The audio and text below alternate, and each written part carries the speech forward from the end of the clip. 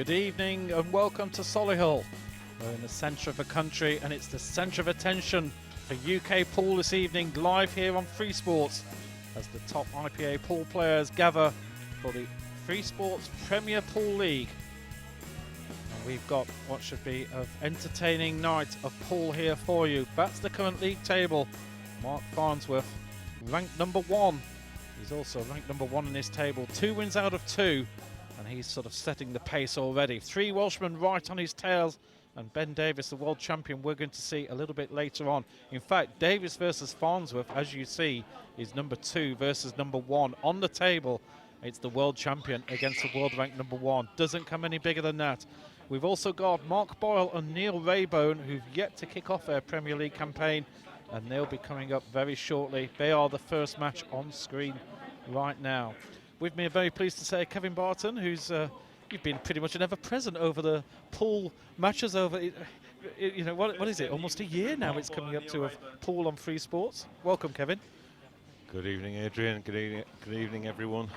Yes, it's become a bit of an addiction, live pool on Free Sports, and everyone's loving it, and especially people at home who tonight are in for an absolute treat. We've got the top 3 ranked professionals, and Mark Boyle, who anyone in the know knows is one of the world's very best. So an absolute treat for all pool and sports enthusiasts tonight.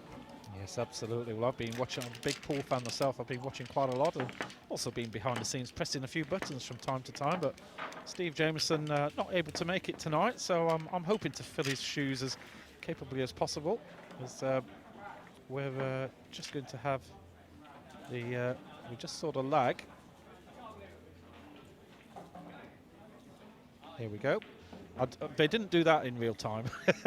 I think that's our man having a rusty start on the replay machine. But there you see the Reds just getting in there. So Reds will have the first break. And you know, one of the things about pool that I think I've learnt from watching is how, and we're going to say until the cows come home, how important is this break.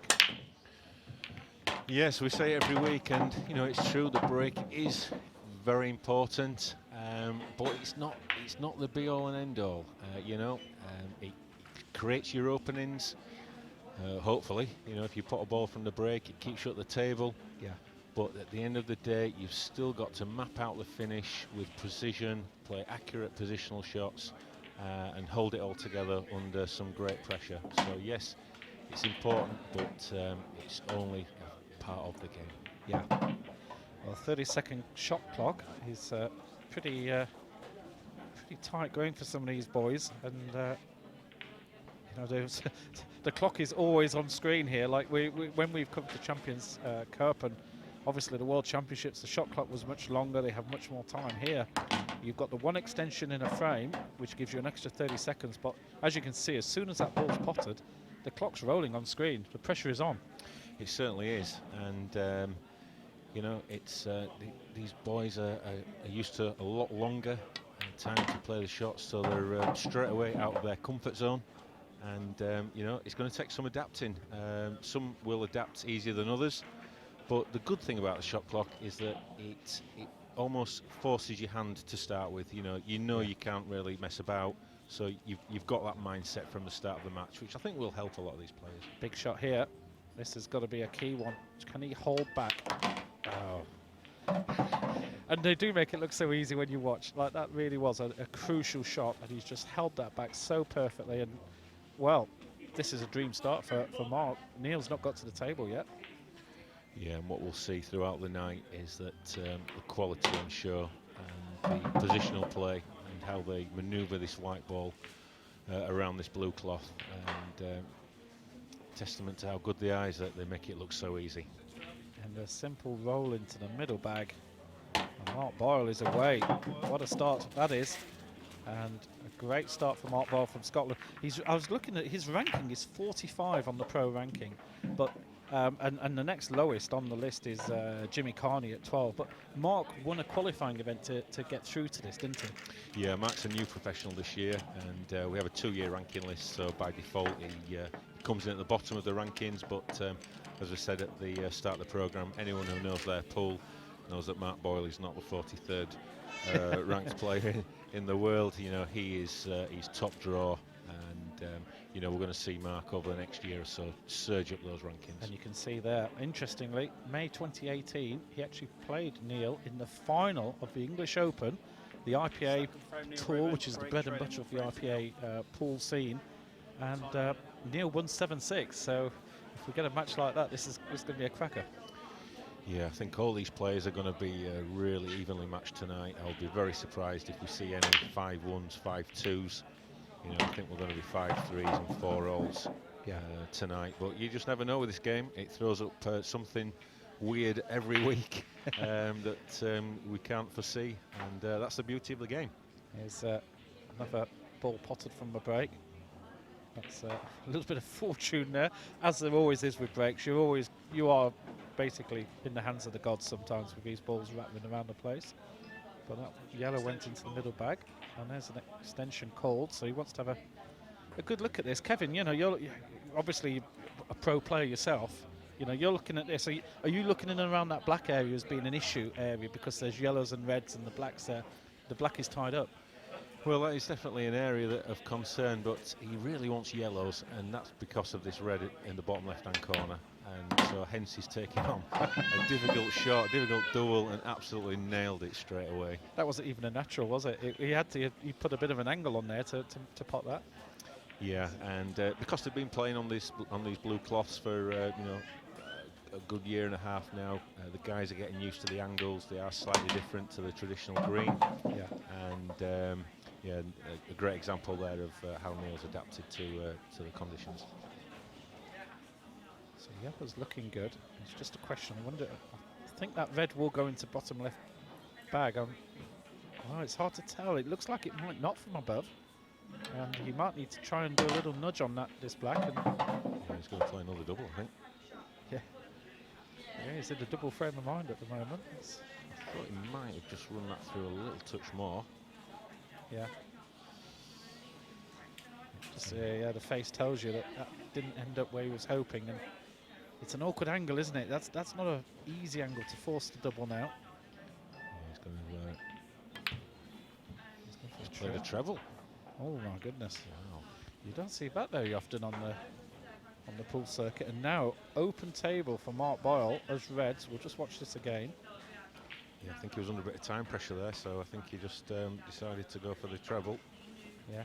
Just check back a bit off the second cushion. I mean, he was in perfect position if he had have potted it. Down as a missed pot, and hands the table over to Mark.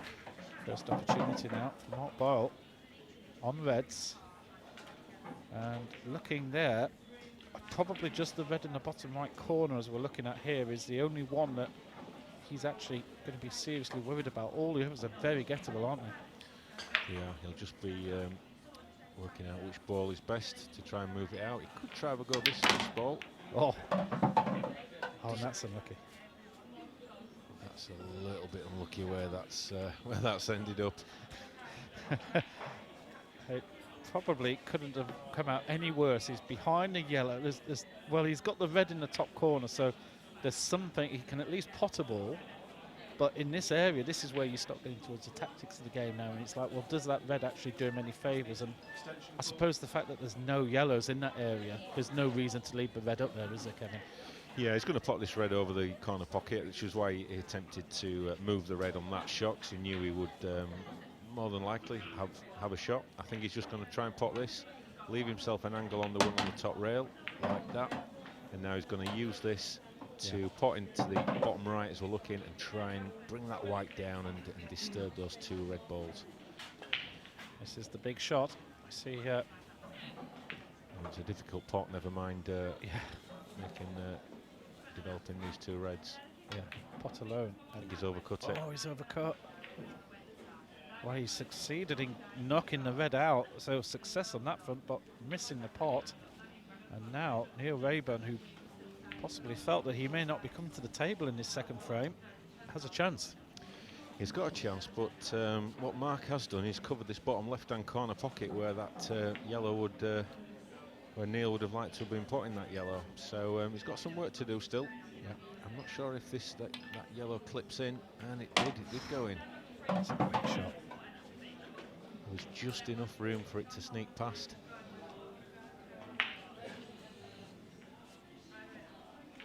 This has been quite a open. We've had 2 breaks so far. They really have. These 2 guys are belting the balls around, and the balls are being well spread. This is a big pot now. Cut this into the middle. I think he's doubling. Wow. He's got a taste for the doubles. He has. Well, he's maybe we need to cut a stat for it. He's had 2 doubles in. He tried a treble and just missed out on that. So now is he going to try and dislodge the black a little bit here and just knock it out into the middle of the table? I think he's just going to stun this white across towards this red that's near this left corner pocket. And that is expertly played. What a shot. Superb control. So to tie this match at 1 apiece. Beautifully put away. And what a quality start we've had here. It's 1 each between Mark Boyle, Mr. Magic his nickname is, against Neil Rayburn, who's known as Razor. The Razor. Do you know any reasons why he's the Razor? I'm afraid I don't. No. Here's Rayburn's recent tournament history, actually, and looking through there. And again, of course, we can see that final that he beat Mark in the final there just a few months ago. 7-6. You know, you would have been there, Kevin, and you know it was a really tight match all the way down to the final frame. And looking at what I always like on this screen is seeing the quality of player that has had to beat him. And that's the really interesting thing. Down to the world semi-final, when the very first tournament back in February, when we were on Free Sports, and that cracking match it was. Yeah, Neil is. I think he's ranked number 2 now in the rankings, and he's there for a reason. You know, he is ultra consistent. Every tournament he's there or thereabouts. He's so solid. Makes very few mistakes, and you know the results speak for themselves. You know, very close in the semi-final against Simon Ward, winner, and he's also winning the World Series events as well that weren't on the caption. So look at the top right here, the white ball's so close to going in, but that's come out well for him. And it looks like he's decided he's going to go reds. Oh, is this going to go in off? Oh, it has. Well, who would have believed it? Played the shot well, brought the red out at the same time, which was a slightly awkward ball for him. And who would have said that white would have gone in off the red? That really is bad luck. Yeah, you can't account for that. Very unlucky. Took the aggressive shot, and unfortunately, I think he's going to end up paying the price for that. I mean, I think Neil will go for yellows. Yeah, he'll just put that one over the corner bag and leave that as his last ball, so it gives him good position on the black. Just explain for me, Kevin, because to me as a novice player, looking, the reds are all out there.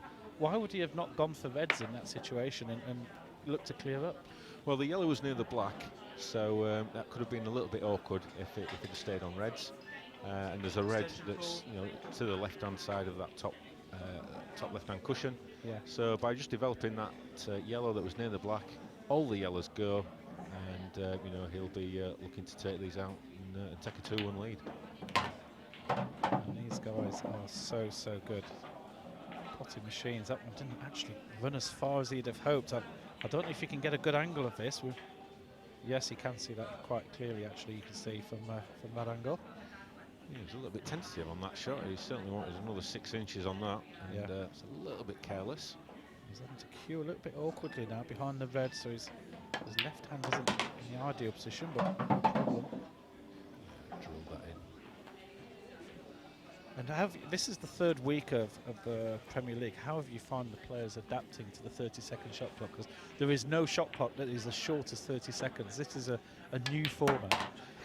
Yeah, it's certainly been a topic of debate amongst the players, and there's mixed opinions on it. But I think the players understand why it's in place. You know, it's about keeping it going. It's about giving the Premier League its own identity.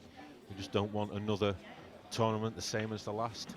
Yeah. So I think I've only seen a couple of instances where the shot clock has had an impact, and the players had to rush. Yeah. So yeah, I think the play, these are great players. They'll quickly adapt. Yeah. And it's the same for everybody. That's the key thing. It's the same rules for everybody. So this is a key shot here now, isn't it? Yeah, he's going to punch this in the top left-hand corner, and I think he'll probably punch the white off the. No, he's played that well. That was too superb. I thought he was just going to punch it off the side and bring the white back off the side cushion, but just run it through, develop the yellow into the left centre. Yeah. And just needs to make sure that he gets the right position on this.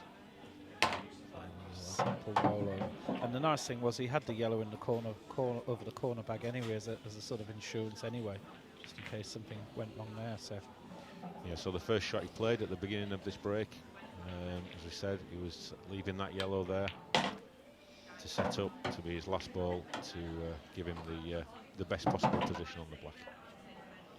So Rayburn, the black, to go 2-1 ahead here.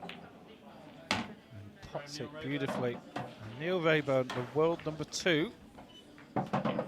He's certainly looking very good indeed.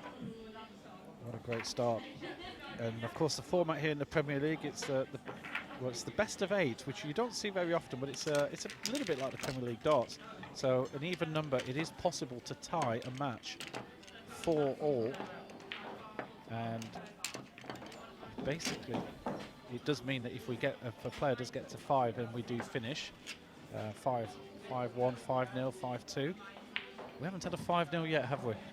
No, there's a couple of 5-1s in week 1 when Mark Farnsworth was in full flow, and unfortunately Jimmy Carney and Ronan McCarthy were at the receiving end of that.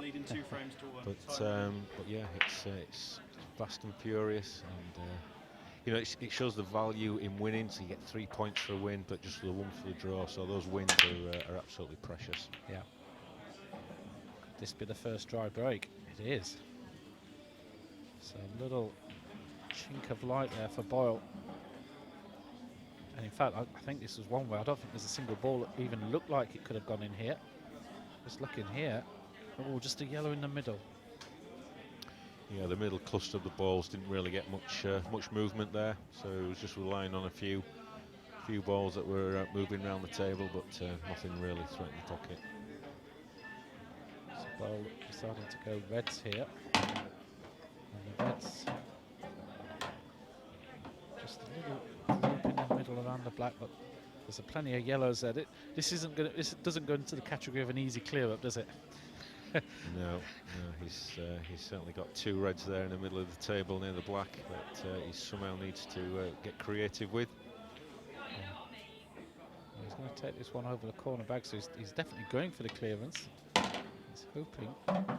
Okay, that red goes in the same pocket. That's an exceptional positional shot. That's very well played.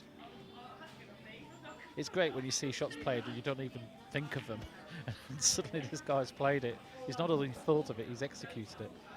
Well, that's why these players are at the top of the tree. The vision, and as well as the skill that they have, is why they're there. And, as a pool fan, it's just great to watch and great to see these guys going head to head in the Premier League in this format. He's using his extension here, and this is obviously the key shot. He's going to pop this red into the bottom right, and it's where the white goes afterwards. He's looking at, is he simply trying to get between that small gap between the black and the yellow so he can get into the reds, because the black will go into the other corner bag anyway. I think he's going to be a bit nervous about the black. And gave it a bit of pace. Well, that's not too bad. That's not too bad. He can attack that straight away, this red into the left centre. Yeah. And try and disturb that black. Again, he's a little bit unlucky where the black's gone. It could have just sat on top of that yellow and gone into the corner bag, but yeah, he's got a chance to move it now. Yeah. Here we go. Oh, just doesn't get the right contact, so he's still got an issue in that corner. But the reds are well placed. So it's decision time now. Is he going to either leave a double on the black? Is he going to try and move it off his last red? I don't think he can move it on any of the two before, unless he can screw back into it from this one. No. So yeah, I think he's going to leave it. He's either going to leave the double or try and move it probably off his last red, which I suspect will be the one top left. Key moment coming up from Mark Boyle.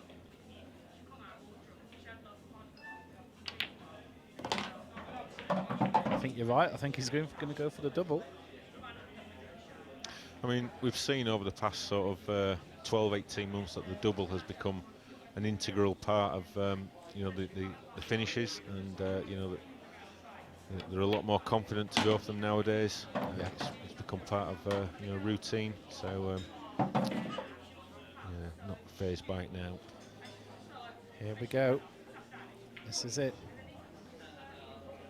Yellows are all out in the open. The pressure is on. He has to make this, and he hasn't.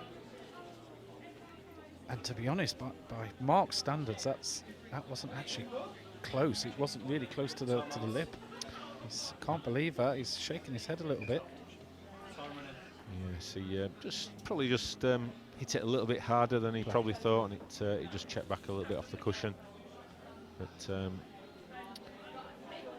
things for certain, he needs to pull something out of the bag now. Otherwise, it could be staring at 3-1. Yeah, this is now.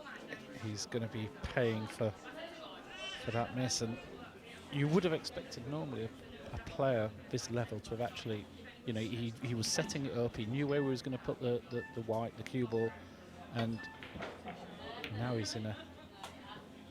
Well, he's in a fair bit of trouble here, isn't he? Because Neil can pot at his leisure, can try and put in a few total snookers in here and there just to cause a bit more chaos. Yeah, he could do. I think Neil will be reluctant to give Mark too many shots at this black, even if the snookers.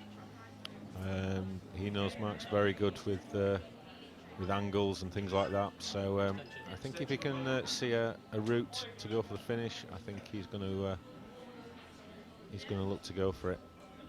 It'll just depend that little triangle cluster, whether any of those go into this bottom left-hand corner.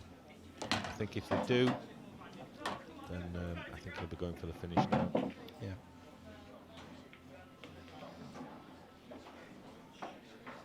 Very impressive Premier League of Pool trophy in the background there.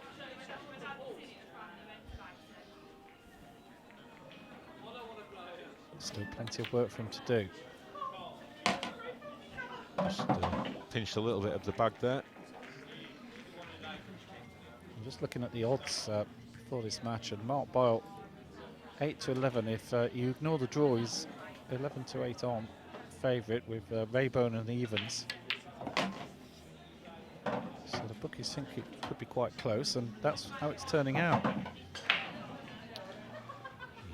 It's fag paper between them, as I would say. So I'm not sure if he's got. If he's got angle, will he try and just nudge into these 3 yellows? Doesn't look like any of them go into this bottom right. So yeah, he's just tried to develop them there, and that's an excellent shot.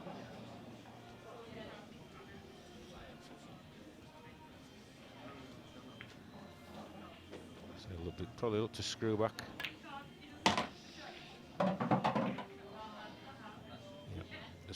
Just use the yellow to screw back off, and the hard work is done in this frame. It's just a matter of finishing it off. Just put this yellow in the bottom right, just stun the white across. Well, one mistake from Mark Boyle, but at this level, only needs the one mistake, and Neil Rayburn, world number 2, is going to clear up, and that's going to put him into a 3-1 lead here in his first match on week 3. Rayburn pots the black, 3-1 ahead, and those are the sort of ones where Mark's going to be sitting in his chair going, oh, for goodness sake, I've just one simple double. Well, we're having a little break here. This is stats of how the match has gone. And as you see, just a one dry break from Rayburn, but he wasn't punished for it. He got back to the table, and fairly even in terms of the stats. You know, just Mark Boyle's 2 missed pots. You know, at the end of the day, the biggest stat on that list is always missed pots, isn't it? It usually is, and after such a great start from Mark, the break condition, the opening frame, it was all looking rosy, but since then, it's been pretty much Neil who's taken over and has got a commanding 3-1 lead.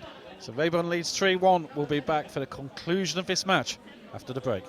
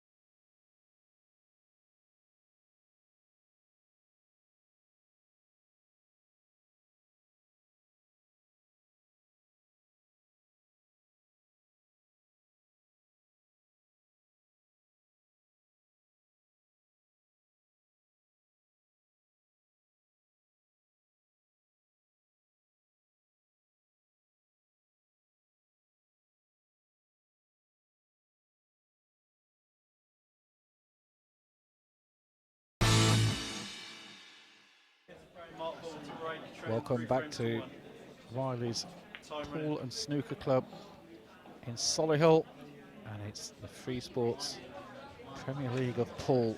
Neil Rayburn leading 3 frames to 1.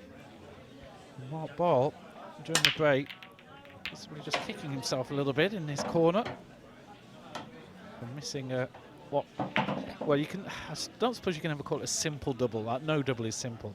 But at this level, when he'd set it up and he decided that the double was the option, you know, that might just be in the back of his mind as like, I really should have nailed that one. Red goes in there in the bottom right corner as we look from above. He's 100% on break so far.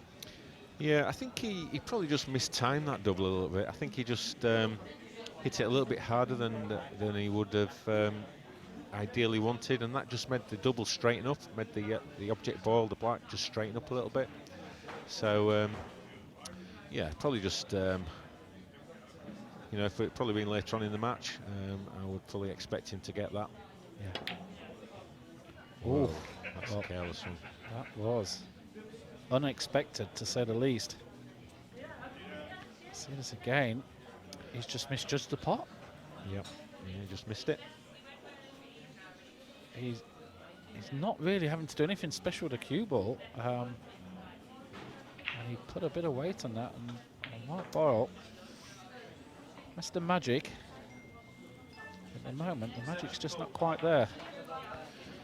Yeah, see, he chose yellows there. It was the more difficult of the opening pots, but he would still have expected to get that because all the yellows were pretty easy once he potted that, but unfortunately didn't. He's handed yellows over to Neil, and I think in essence they want yellows because there's red on this bottom right hand cushion, but I think if they were forced to go reds, I don't think they'd really be that bothered. Yeah. But Neil's got a little bit of work to do now, because obviously that yellow that Mark missed has just got a little bit tied up next to that red. So Neil's got to work out the best way that he can just try and nudge into that. I suspect he'll be looking to probably pot these 3 at the top end of the table, and the red that's sort of the yellow that's almost on the blue spot. Well, there you go. He's gone to move it straight away. No messing about. But can he get this red into the corner? Looking at the top left as we see now, will that just squeeze in? It looks like it may. So I was surprised he went for that then, because he was really trusting to luck that he would be on a yellow after developing it. So I thought he may have just calculated his route a little bit more different, but if he can sneak this one in, then he's had a result. Yeah, and he has. Yes, it was. You don't get many shots at this level. You know, I've discovered where you find that, you know, players are taking a risk and are like lobbing the ball in there and just hoping to potentially for a little bit of luck. Mark Farnsworth just joined us in the commentary box. Hello, Mark. He's coming to watch, see what a couple of the guys are up. Ben Davis is actually out there watching the game in the arena. Mark's just surveying how things are being done behind the scenes. I think if we can get Mark in the commentary box, we'll get subtitles on. He's actually a very good commentator. He should do more of it. You're allowed to say that because it's Yorkshire Day today, Kevin. And what You're a fine day it is. Yes. What a fine day it is today. Well, it's a fine day for Neil Rayburn because he's got 2 yellows here, which look as if there's no real issues. He's just double checking everything. Yeah, Neil just you know, just demonstrating what he's been doing pretty consistently for the last 2-3 years. Just when he gets a chance, he's pretty ruthless. Yeah. So he's just going to put a bit of screw on this white. Just keep it back there for the yellow into the middle. And well, Mark Boyle, 2 errors and 2 frames, which you may have said have gone his way. And this game is so cruel. You only have to ask Simon Webb that, don't you? A man who played a full match and only had 4 shots in a whole game. Yeah, it's a good job Simon Ward wasn't on form. He may have only got 2. Oh, where's just enough. I think he was trying to get round the side of that red so he could pot it into the middle, but he'll have to take it to the end, to the top bag now. Yeah, definite little misjudgment there from Neil, but don't expect him to miss this. Straight pot into the top bag, and Neil Rayburn 4-1 ahead. It's the first game for both of these players in this Premier League of pool, and Rayburn shooting to a 4-1 lead. He's only one frame away from walking away with this match. Yeah, and guaranteed a point, but he'll be got his eyes having on all 3 points. He'll be looking to wrap this match up on his next break. Well, Mark and Neil obviously having a little chat there. You don't get that very often, do you? There's usually they're obviously quite relaxed about matters. Well, what's not to be relaxed about playing pool on TV? Yeah, absolutely. It's yeah, not sledging, is it? Maybe you need to get out there, Kevin. I can't lip read. Can't lip read. But I think Neil will be he'll be wanting to wrap this one up, get those 3 points in the bag, get on the heels of Mark Farnsworth, who's sitting proud at the top of the league at the moment. Yeah, well, he is a Wolves fan, so he's obviously got a nice season to look forward to with Wolves in the Premiership.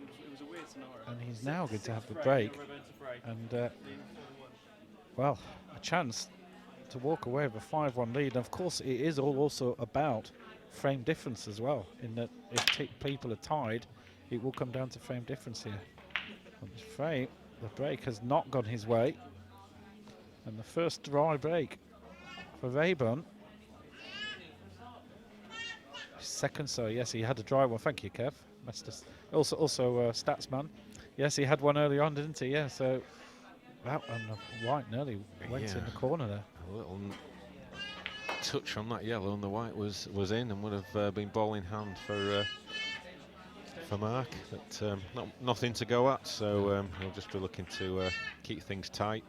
Can't really do anything too extravagant, being 4-1 down.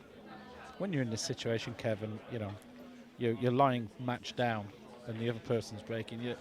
It must be turmoil sometimes that you're looking at the table thinking, well, if he just does a break and clearance, this is all over. I'm not even going to get to the table. So it's actually a result of the fact that you've come to the table and you've got an opportunity to do something. Yeah, that's the beauty of the game. Oh, what a pot that is. Or not, if it's going against you. Said it before, if you're playing a game like golf, and your opponent gets a birdie, then you can just go ahead and get your own birdie. But in this game, if your opponent's at the table, all you can do is just sit and watch. Yeah. Well, he's pulled a rabbit out of the hat with that pass into the top corner.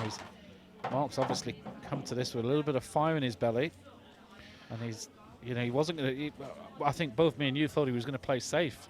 Yeah. That cue ball was well into the corner. Not really many opportunities, and Mark is obviously a little bit fired up now. Yeah, I think he's throwing a little bit of caution to the wind, just letting his arm go a little bit. Yeah.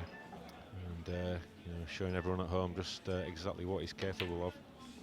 I suppose if you're going to go down all guns blazing, and pot away and show what you've got, and Mark is definitely doing that at the moment. Yeah, and the rules allow you to play that way as well.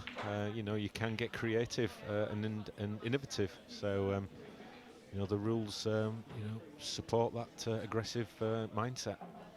So Mark getting to the 10-second mark. He's already played his extension right at the very beginning. So a couple of very delicate shots to come now. These balls aren't easy by any stretch. He's going to go down. Look for this red down the rails. He's going to have to cue this one well. Oh, what a shot that was. Well, that was hugely impressive. And the beauty of this, of course, it's 4-1. Mark will be, if he does win this frame, he'll be breaking for the next. And from almost looking down and out, he could be in a situation where there's only one frame in it. A long way to go yet, though. This is the big pot, and that's just worked out beautifully. You can see the red, and the question is, where's that black? What is he looking for the black? Where is he looking for the black potentially into the middle? Yeah, he's just going to put this red in the corner, sit the white on the yellow that's next to it, and leave himself a nice, relatively easy yellow, black into the right middle. Clock's beeping, and that is absolutely beautifully played. What a clearance this has been. Still has to get the black though. Slightly hampered queuing.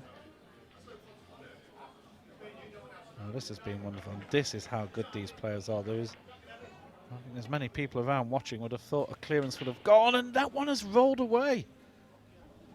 Mark Boyle, having played some of the most incredible shots in this frame. Wow. That was missing from the start, wasn't it, Kev? Well, I think it was already all was going that top knuckle. I don't think it. Yeah. I think it went pretty straight. Just went exactly where he hit it. Yeah, absolutely. Well, I was almost sort of not believing that he would miss that and use the term all the way, but you looked at it from above, and that went as straight as a die. And now, on Rayburn, the yellows are all pretty much out there. Does he have a good first pot, Kev? What's out there for his first shot? I don't think he's got a pot on, so it's about leaving this white ball where Mark can't play an easy double. And I think he's covered it, but any sort of contact on that black, so he's going to be playing this off the left rail. No, it's going. Is he going 2 rails, or is he going the left rail with a lot of side? Yep. So he's going to hit that top rail as we're looking now with bags of right-hand side. He's going the 2 cushion route, so this is adding a greater degree of difficulty to the shot. It looks close, but it's hit the yellow. It wasn't far away, was it? It was very close. Now Rayburn's got two shots here, ball in hand. I shouldn't use the first 2 shots, should I? No. That's a lazy term. It's 1 free visit. Thank you. One free shot, I don't know where it is. I can't remember myself now. Well, he's just taken it, so whatever it was, he's had Yeah, it. it's a free visit. Now we're back It's to a free normal. shot. Yeah, so it's as you were. You're just doing that to make me feel better, Kev, aren't you? I know that. You're too kind. So now Neil Rayburn has these yellows all in fairly decent positions here. I think it'd be a true shock if he wasn't able to clear up, and that would be a 5-1 victory. And well, Mark Boyle, the misses have been the feature of this match. He's missed 3 pots. I think 2 of them certainly you would not have expected to have been missed. And the double, you would have said 80% success rate usually on that sort of shot. Yeah, 80–90%. Really? On a double like that, you would have fully expected to get that. But the beauty of the Premier League, you can have a bad performance. You can probably have a couple of bad performances, and you can claw it back over the next few weeks. So he shouldn't be too despondent about the performance. He's got another game tonight, and he needs to get as much as he can from that match. Yes, 8 more matches. It's Premier League 10 players, as we saw on that league table earlier. Neil Rayburn has just stepped in, and really, I think there's only been 1 miss. I think I can remember. We've got the stat screen. Yes, 1 miss pot all match.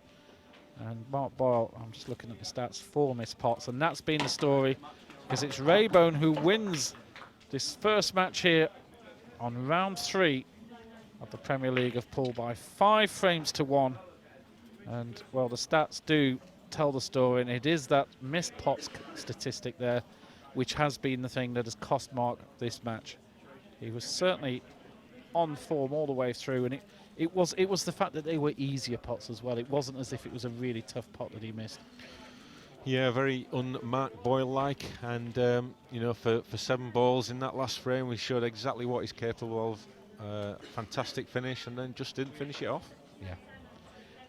Well, it's been a great start here on round 3 of our Premier League of Pool. We'll be back after the break, and we've got a cracker for you. It's the world champion, Ben Davies, and he's only up against the world number 1, Mark Farnsworth. We'll be back after the break.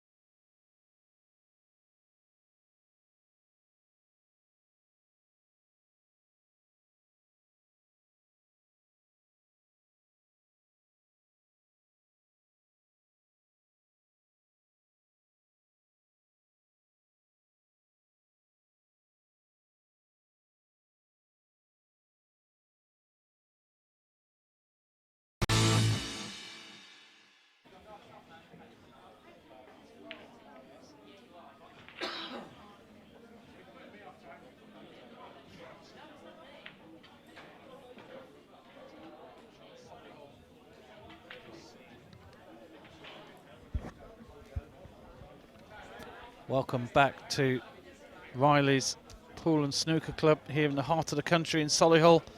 We've just seen Neil Rayburn collect a 5-1 victory over Mark Boyle, and that's already put him into 4th place. It's early stages, of course, here in this Premier League of Pool.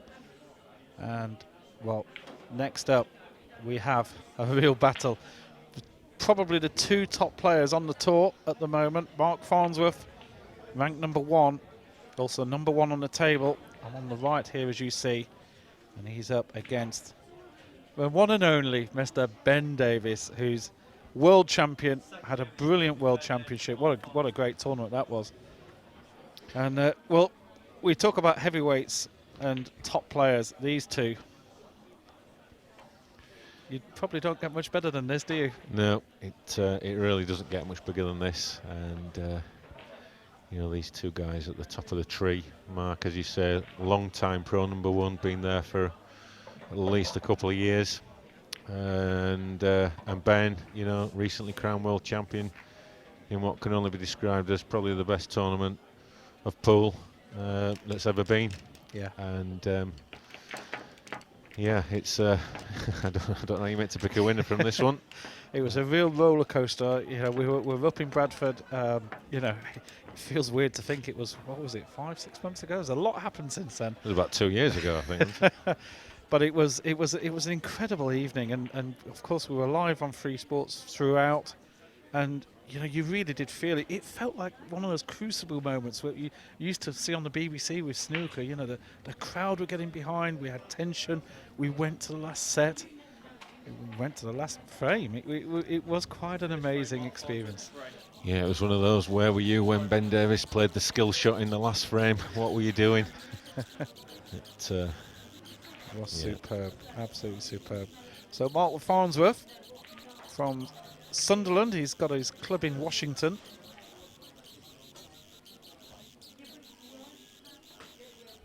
And he's gets us underway, and what a cracking start that is. That's 3 reds straight down in no time at all. I want to see that replay on that one, because he had 2 reds follow into the middle bag. If you look at the bottom middle bag, bang, one after another.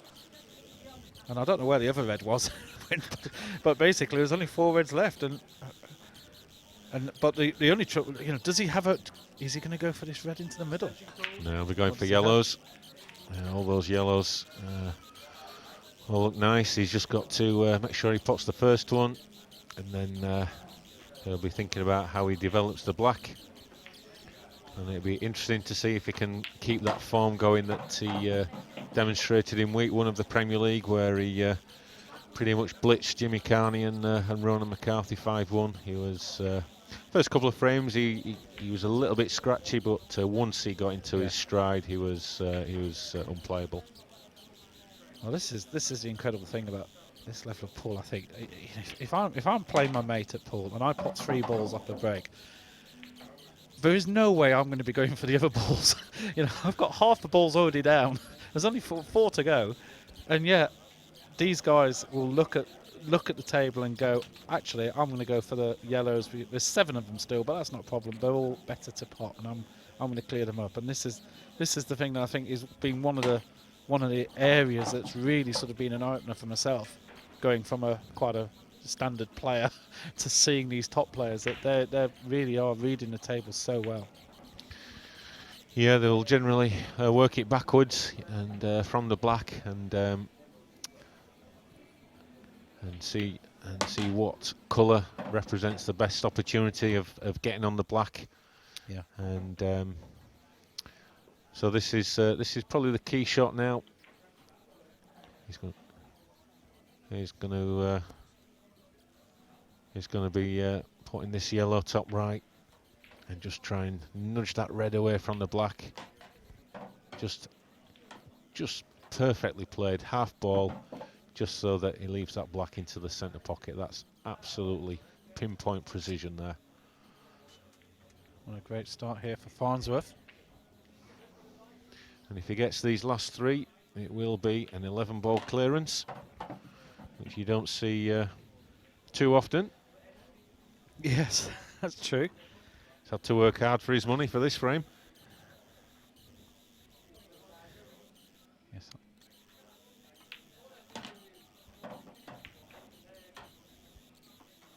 So just a black into the middle pocket.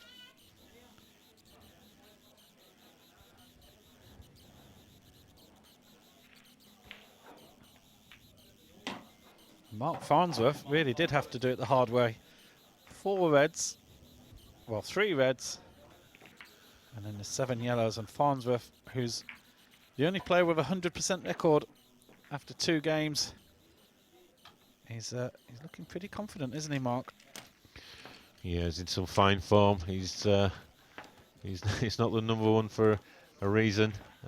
Not been in the winners' circle for some time. It has to be said. When he came back to the IPA, he came back and he was pretty much unplayable, regular in the winning circle. But the last sort of 12 months, he's always there or thereabouts. You can see their quarters, last 16. But Yeah. you know, by his standards, he'll be a little bit disappointed with those results. And I think the Premier League is something that he's definitely got his eye on, and he certainly looks up for this competition. And of course, he made the quarterfinals of the Champions Cup as well, so nearly got through to the finals night. What a great night that was here at Solihull.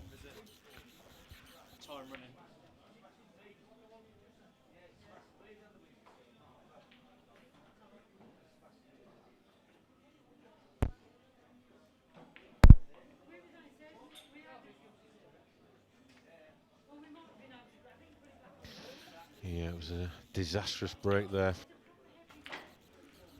from Ben, just getting kicked in off, just handing the advantage back to Mark again, and that's the last thing you want to be doing when he's in this kind of form.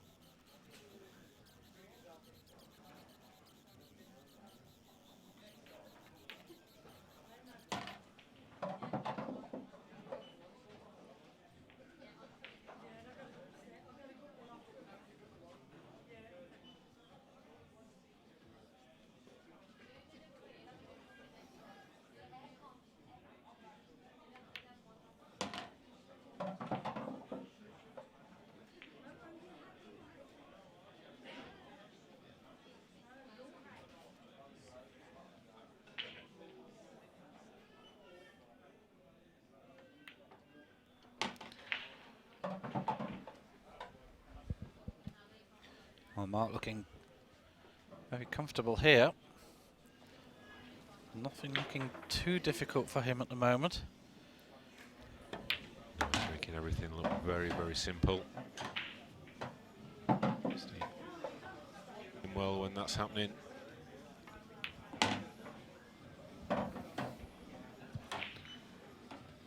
Renowned for his excellent cue ball control. And another fine demonstration here.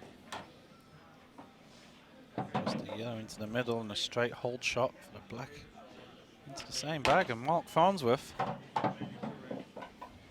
started off on fire. Easy. 2-0. And I must just say, apologies if you could just hear a little bit of awkward noise. We were just wondering what it was ourselves, so we've just changed our microphones, so we might be sounding slightly different from how we were earlier, but I don't think I'm hearing that funny noise anymore, and if it's spoiling your entertainment back home, apologies for that. It's obviously some little cable or something's gone wrong. This is Ben Davis' record, and yet another man who regularly gets to the later stages. Obviously the winner of the World Championship, Simon Ward. Look at that scoreline: 0-4, 4-2, 0-4, 4-2, 2-4, 4-3. How many hours was that match? It was a long time, wasn't it? However long it wasn't long enough. It was. We just really didn't want it to end. It was hammer and tongue for a good 3 hours, I think. Absolutely wonderful it was. He had a bit of a reaction after that, quite understandably, in the Welsh Open and Welsh Professional, where I think Ben took an early bath in both. But yeah, he's certainly picked up the pace since then, and won't be long again before he's back in the winners' enclosure. Yeah. And Mark, what a reaction that is. He's not happy with that break, and the white going straight Well, let's see this one again. This is straight into the middle bag, and that's a bad break. That's he's hit that in the wrong place, and for that white to have, if the white hits 3 or 4 balls and goes in, you could say that's bad luck. That's just one of those random things. But for that to have happened, you could see Mark's reaction. It was quite violent. Yeah, he'd be disappointed with that. He knows he's got control of this match, and what he didn't want to do was to open the door for Ben. And Ben's now got a good look at these yellows. He could go for reds, but just depends how he sees it. If that red near the centre bag, sort of the bottom centre, if he can get behind that and just drop it in the middle, then he might be tempted to go for reds, but I think he's going to be looking at yellows, but it's just how he sees it. He can really go for either. There's some little challenges with each colour. He's going to pot this yellow and then just try and develop the top one of the 2 yellows, just like that. Well, in this format, Ben's really hardly had a chance to visit the table, and he's 2-0 down, and there is no chance. You can't be a slow starter in this format. You've really got to be at it straight away. Wiggled. Tested the pocket on that one. I was just about to say, the shot before was the first ball he's potted in 3 frames, so he's going to be a little bit rusty. Just needs to get that arm nice and loose. Mark was looking so good, and that's probably the first bad shot from the break he's played, and his reaction was quite unexpected. Usually he sort of keeps to himself when he plays, and to see that sort of reaction is quite unusual with Mark, I feel. Yeah, I think it just shows how much this means. He wants to show he's the top boy still, and that's why I think this Premier League is competition that is one he wants to really do well in, and just cement his place as the #1 player. 3 yellows to go here for Davis. I mean, we have talked in the past about Mark's break not being one of his strongest assets. I mean, it's not the worst break in the world, and everything is relative, but it's very rarely that you'll see him go directly and off. I can't ever remember seeing him do that. The collector's item on that break. But, it happens. That was a nice shot from Ben into the centre back there. It was quite an acute angle, but he's going to hit that one. Is he? Yeah, he didn't need to create an angle there. The black will just go straight into the bottom right. But he's now, looks as if he's been forced into. He's going to have to just dig in the white a bit just to take it past. Yeah, beautiful. Although, of all the places for the cue ball to end up, this is like me playing this. The cue ball always goes to the worst possible place, and now he's got an awkward. This is not easy. Yeah, this is tricky. Even trickier when you're 2 frames to 0 down, because he knows if he misses. Oh, just and he'll walk away with that without looking back at the table. A little smile on his face. Oh dear, Ben, that was close. It probably wasn't the cleanest hit you've ever seen of the cue ball, but at the end of the day, the ball went down. He sat in his chair. It's 2-1 to Farnsworth. Yep, 2-1. That was a big frame, big few pots there for Ben. 3-0 down, and could have been looking at a 5-0 whitewash as it is. It's back on serve. It's 2-1. It's Ben to break, and it's as you were. Yeah. Well, 2 real heavyweights in the game here. Well, no chance to rest. There's a fair few people who've come in to watch this from the local area who've really interested in seeing these 2 go head-to-head as well. There's quite a few behind the cameras that you're not able to see. And I don't know if you live in the Solihull area and there's so many of these top players playing here every week. You know, it's actually quite a bonus to think, well, you know, come along and just come and have a few drinks and watch these top class players going head to head. Good crowd for the Champions Cup final. There's a real atmosphere there. And Davis has potted a couple. 2 reds go down, but how have they fallen? That doesn't look particularly appetising. Ben Davis, one of the biggest breakers in the game. Effortless power. But,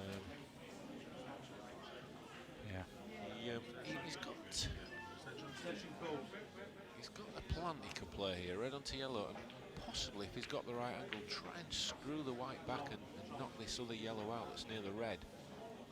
And if he does that, he's got the frame at his mercy, possibly.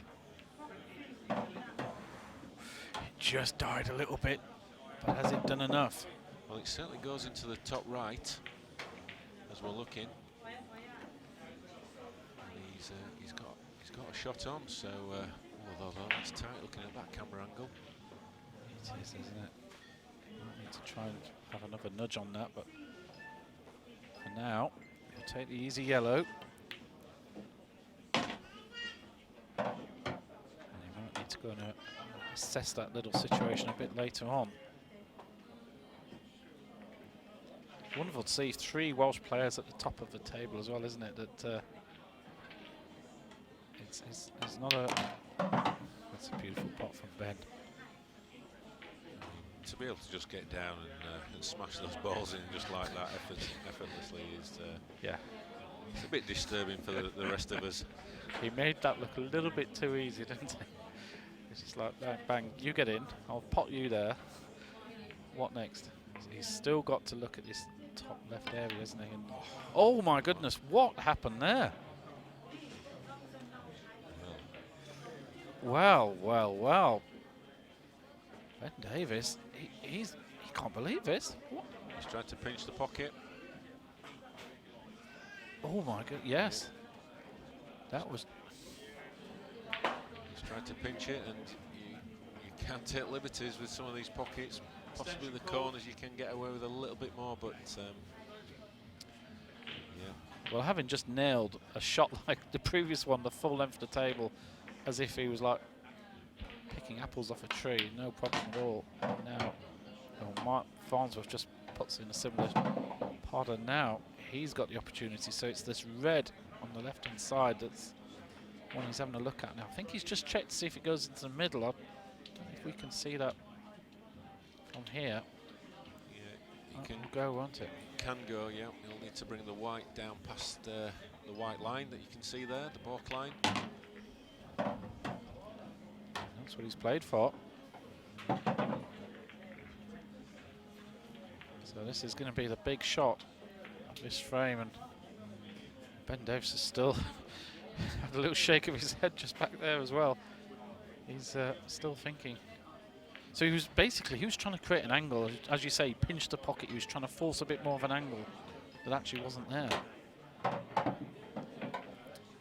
It's awkward because he was a little bit short with his positional shot, so he just had to play that with a little bit of right hand side, and so he couldn't really get the white away from that yellow that he's queuing next to. But accepted he was not going to get perfect position, just majestically. And that could not have finished any better.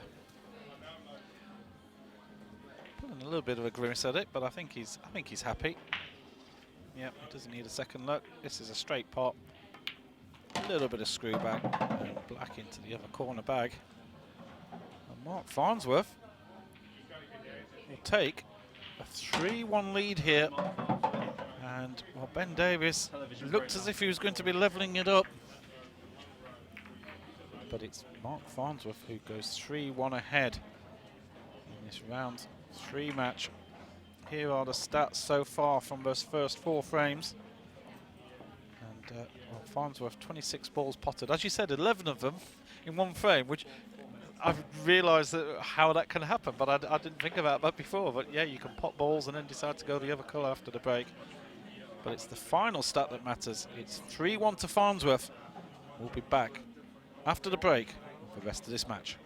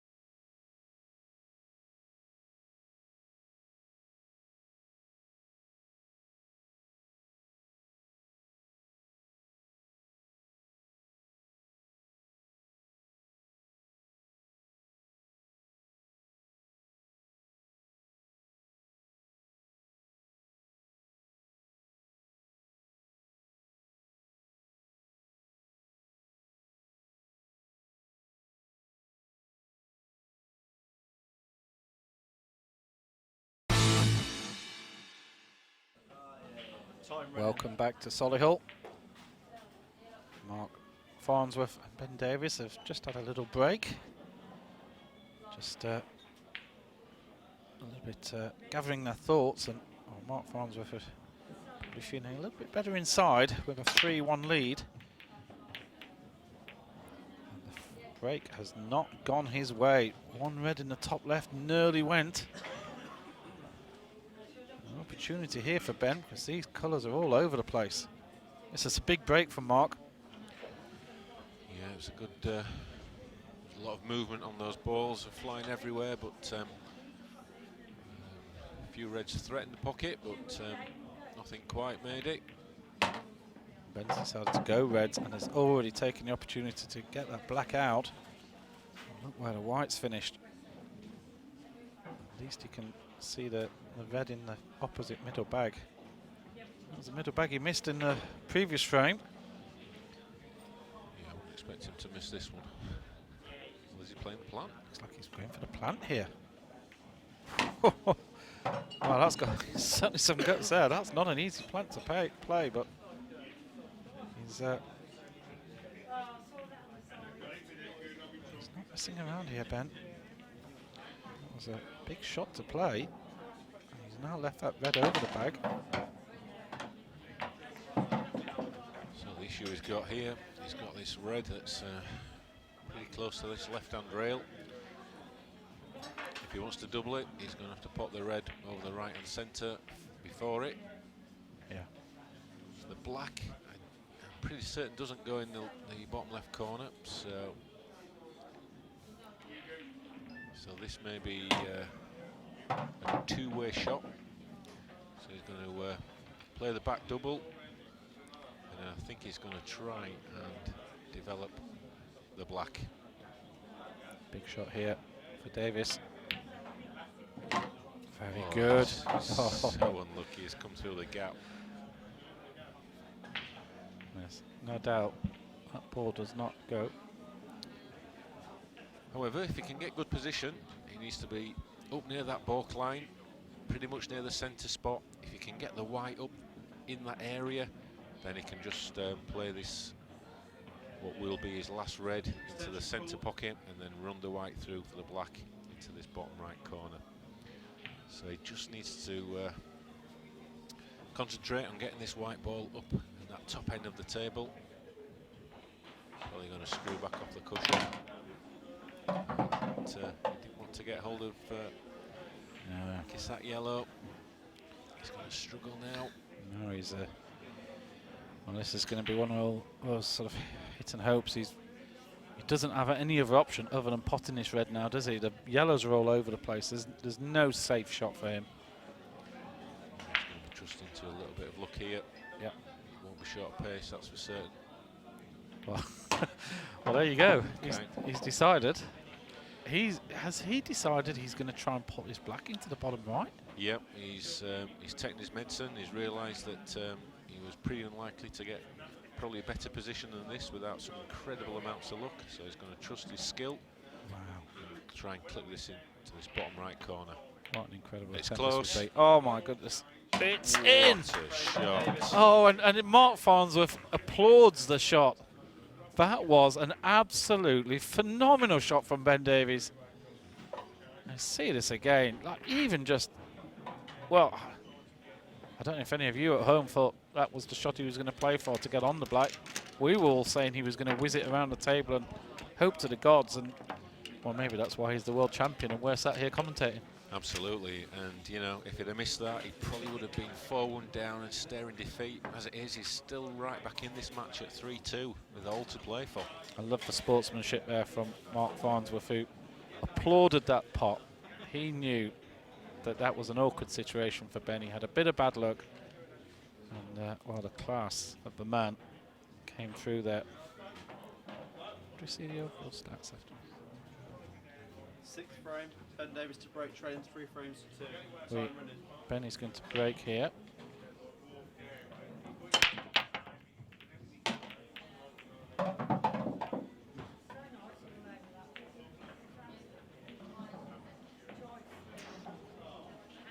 All the balls there have gone up towards the top half of the table.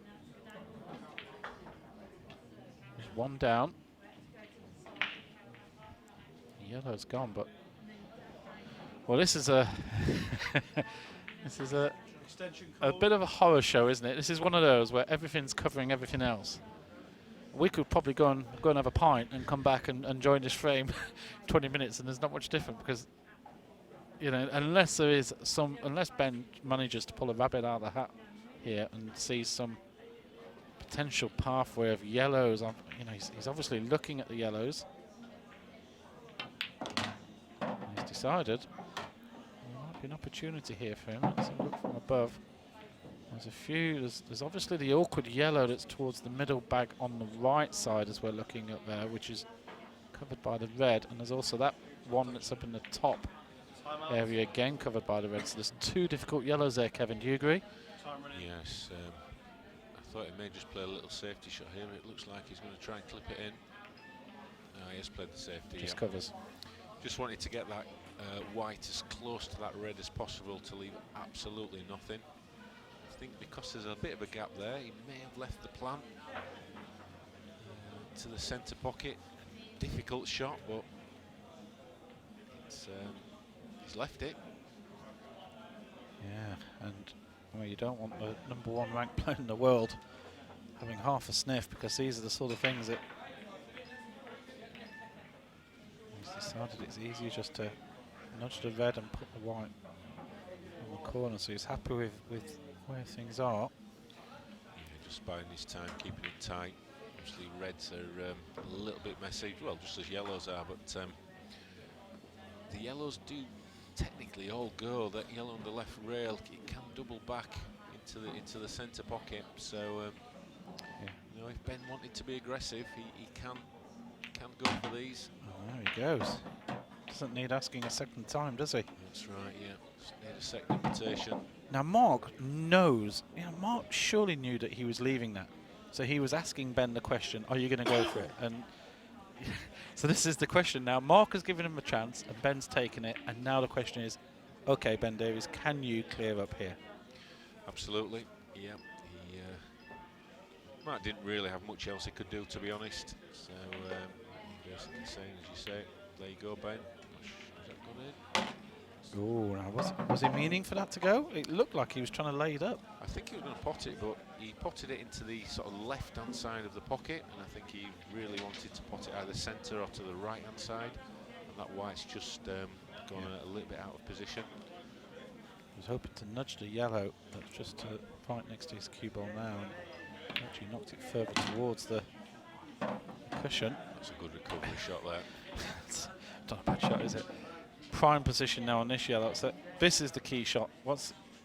Is he going to try and? Is he looking at the double back here? No, I think he'll take the one into the top left whilst he's got the position on it. He would have liked to have come just another inch. Yeah. So, well, He's decided. that's the way he's going. He's got to give it a go. He's got the double. What a pot! Again, he's just accepted that he's going to leave himself a difficult one. He's not bothered. He's in great form. He just wants a shot. Yeah. He was just a fraction out on on the other ball, and well, not a problem. I'll just pop that into the middle. This is the big shot, biggest shot of the match so far. Oh, he's cued that a dream, but where's the white going?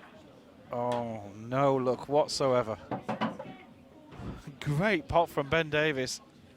And now he's gone and snookered himself on the black. And, well, you can see the fingers on the table. He's looking to pot this in the middle pocket, isn't he? He is. Yeah, he's not just hitting it. It's no good. He needs to conjure up some Welsh magic here. Well, he's marked it with his finger. He's not moving his eyeballs. But that's not come out well. And now Mark Farnsworth is up like a shot out of his chair. That's real bad luck for Ben Davies, isn't it? He had played so many great shots, and just at the very end, ended up snookering himself on the black. He was praying just for an edge, anything, just that he could get some sort of pot. And yeah, I mean, he must feel he's cueing so well. He's put some great shots, great doubles. And, just lady luck just wasn't shining on him there. Me to share my phone with you, okay? Oh, these reds are lining up. And Mark Farnsworth, who well, just a minute ago was probably thinking this is tied up at 3-all. nothing here that's will trouble him whatsoever. These are all straightforward pots. Bring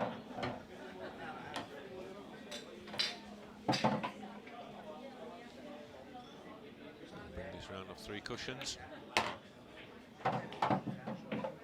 Just shows the confidence that he's playing with. Yeah. Slightly overrun it, but not really an issue. You see just Ben sat in the background, looking totally nonplussed of it all. And Mark just a little push, follow through, and back into the middle bag. Well, that's a really what a quality frame that was, and it was just a bit of bad luck there for Ben Davies. And Mark Farnsworth, 4-2 ahead. He's got 1 frame to go, and he'll be 3 out of 3. What a start this is. Now this is an interesting stat. You want to have seen this. This is an exclusive sneak peek tournament statistics. So of course these players are all playing each other. So we keep all their stats, and this is their stats in their 2 matches that they've played to date. So you can see that how many frames they've won. Ben Davies has won 9, Mark Farnsworth's 12. How many balls they've potted in total, the missed pots, etc. So, you know, the interesting thing, I suppose, is, you know, the sort of break and dishes and the dry breaks, and it's all about the breaks, I think, on this sort of situation. But also interesting, look at tall balls potted, you know, as that accumulates up over the whole tournament. Yeah, and we've talked about Mark's break, and you know, he's 3 out of 6 for breaking dishes. So you know. Yeah. What everybody thinks about his break, it's as good as anyone's. It may not be as powerful, yeah, but you know, if he's getting the ball, then you know, he's clearing up. So yeah, that's all that matters. Absolutely, and that's a great percentage, isn't it? 50%. Not bad if you come to the table and half the time you're going to clear up. That's right. Yeah. Puts you at a slight disadvantage, and here's another opportunity as this red just pops into the top left as we look at it from this above table shot. Extension's being called. Mark just wants to have a good look at this. He's going to be going red surely here. Yep, certainly will be. Those 2 reds just the top right, the plant, so there's no real issues. I mean, he could go yellows. I think that yellow that's near those 2 reds passes them. So yeah, he is sport for choice. Straight away attacking the problem area, which is the plant. Yeah. He's just in a ruthless streak at the moment.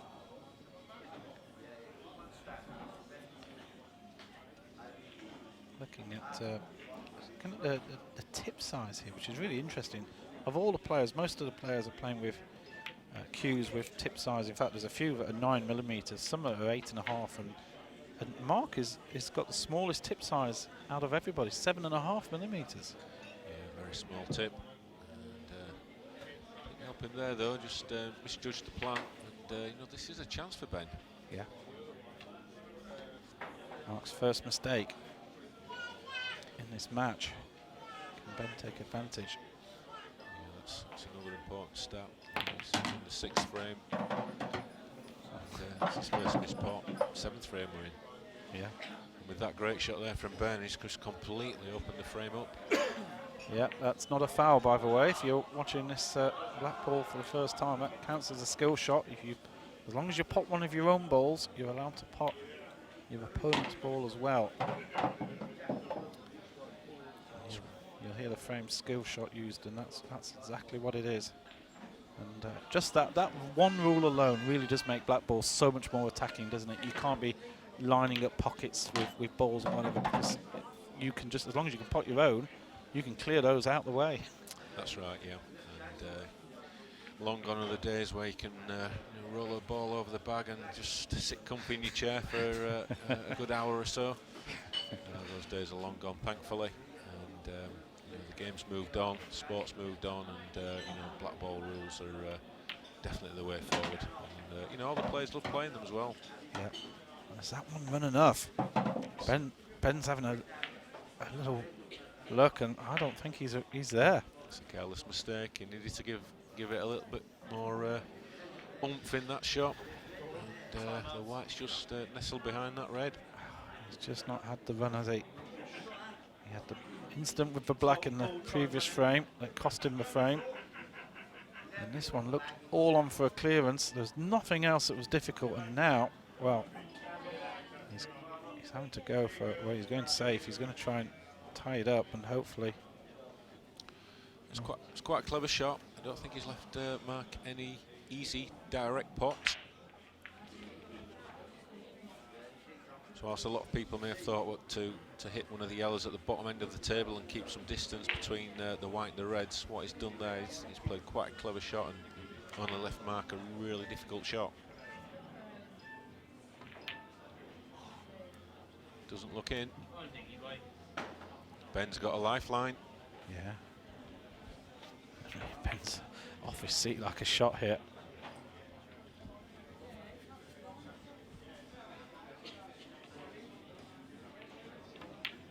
And if he can steal this frame, it will be his break in the last frame. He could steal a point. Yeah, what shot is it?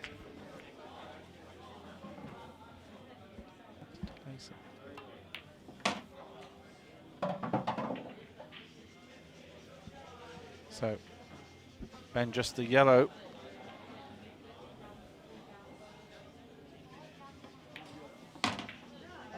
Mike needs to keep running. No. Oh, well, it could have been short or long, and he'd have been able to put the ball into either bag. But now, wow, that just probably sums up his evening, doesn't it? So far, just the ball's just not run this way, and Back double. it's the only option for him. Has it got the legs? Has it got the legs? Oh, It's not. Oh, I needed to give it a little bit more. Ben. And now, well, Mark Farnsworth, he's coming to the table, and he's got the match in his hand. He just needs to clear up these reds, and well, there's nothing here at all. And well, at this level, you can make the odd mistake, but Ben's just had maybe 2 bits of bad luck, and then of course the shot there, it was neither one or the other, wasn't it? It landed directly in the middle and didn't give him a chance. And well, the #1 ranked player on the IPA tour, looks as if he's going to keep his unbeaten record, 100% record here.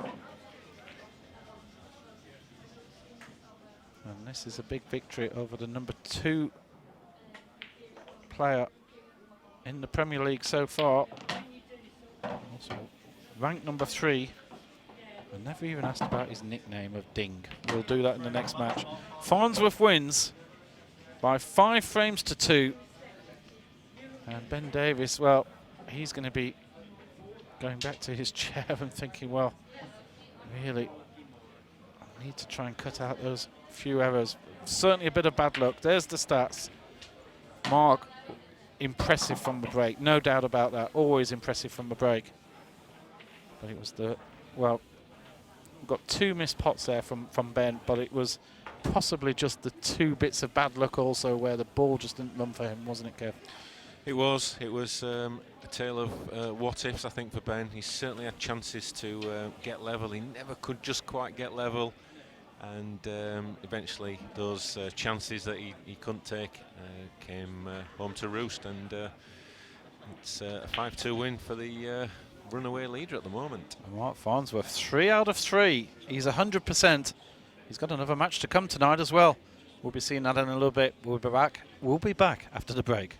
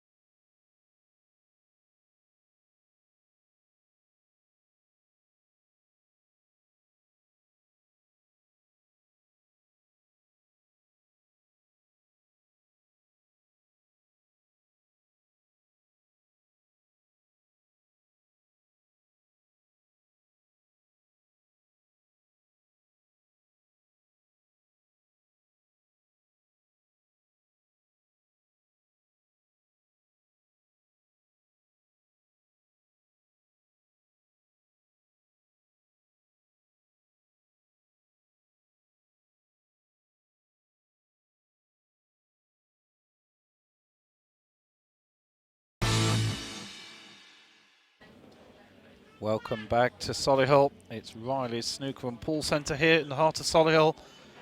And Mark Farnsworth has just walked away with a 5-2 victory over the world champion Ben Davis. A really high quality match. Ben possibly just not having the rub of a green there.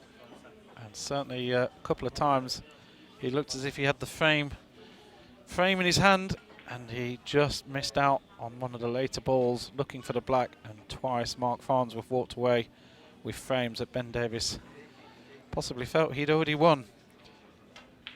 Ben drops down to third with that defeat. Craig Marsh with just 2 matches in second place. And next up is Neil Rayburn and Ben Davis. So this is 4th versus 3rd. So it's another top of the table clash. And well, we've already seen Neil, who's looked hugely impressive in his first match. And I think I'm fair to say in my summary that he was possibly a bit unlucky, you know, in that match against Mark, that, you know, he could easily have won that game. 2 situations where he would have normally potted the black and taken frames, just didn't come off him.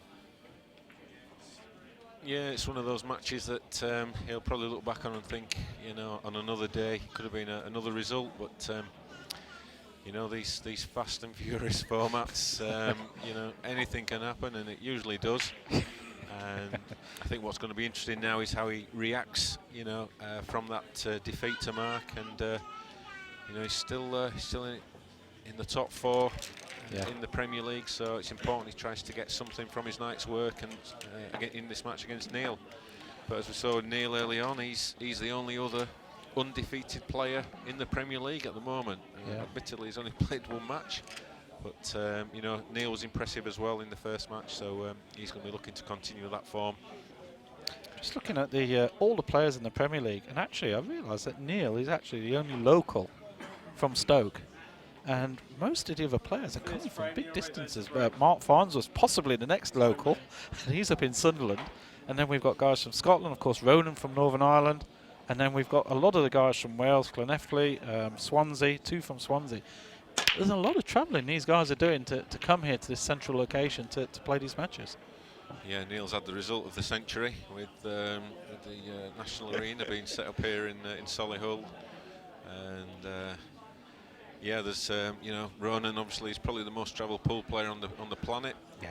Coming from Ireland, and you know, like Mark Boyle come from Scotland, and you know, Liam as well. But, yeah, there's a lot of travelling for these guys, but you know, they're all committed to this event, and you know, looking forward to playing in it and taking home that first prize. Yeah.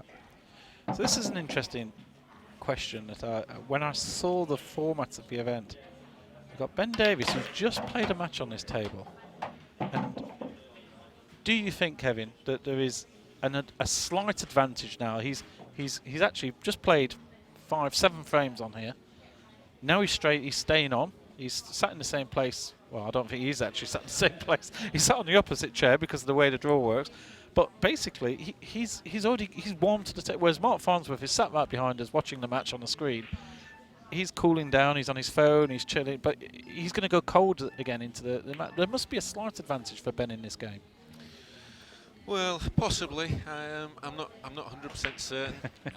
Time will tell on that one. You know, you're not buying it. He's just, you know, these guys are playing all the time. I don't think having a half-hour gap between matches is going to have too much of an impact. Maybe a couple of shots, but you know, after that, you know, these guys are going to get into the flow, you know, pretty quickly. Yeah. They're at the top for a reason, and it's because, you know, consistently, week in, week out, they put in the good performances. Yeah.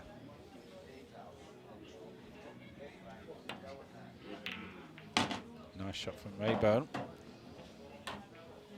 And reds. It's just this one awkward red, isn't there, that's up by the yellow. And he's got to be looking at how can he try and dislodge that, but he's got plenty of other reds out there, so too urgent right now. I think he'll be looking to. He's covered the back. Covered. So he's decided he'll leave that, and that is his insurance policy at the end of the day, having the red up there as well. But you've got somebody like Ben Davis up against you, who, you know, we've seen him potting balls all over the place. Yeah, the one thing about these Welsh players is they are very creative. If there's any type of skill shot to be had, then they're the ones who are going to find it. Yeah. But didn't really have much to go up there, but there's an opportunity here for Neil if he wants to take the aggressive option to try and develop his red on the left-hand side. But, he may take this one at the bottom right, and then the red that's just to the right of those two yellows at the top end of the table, he could pop that onto the one that's over the bag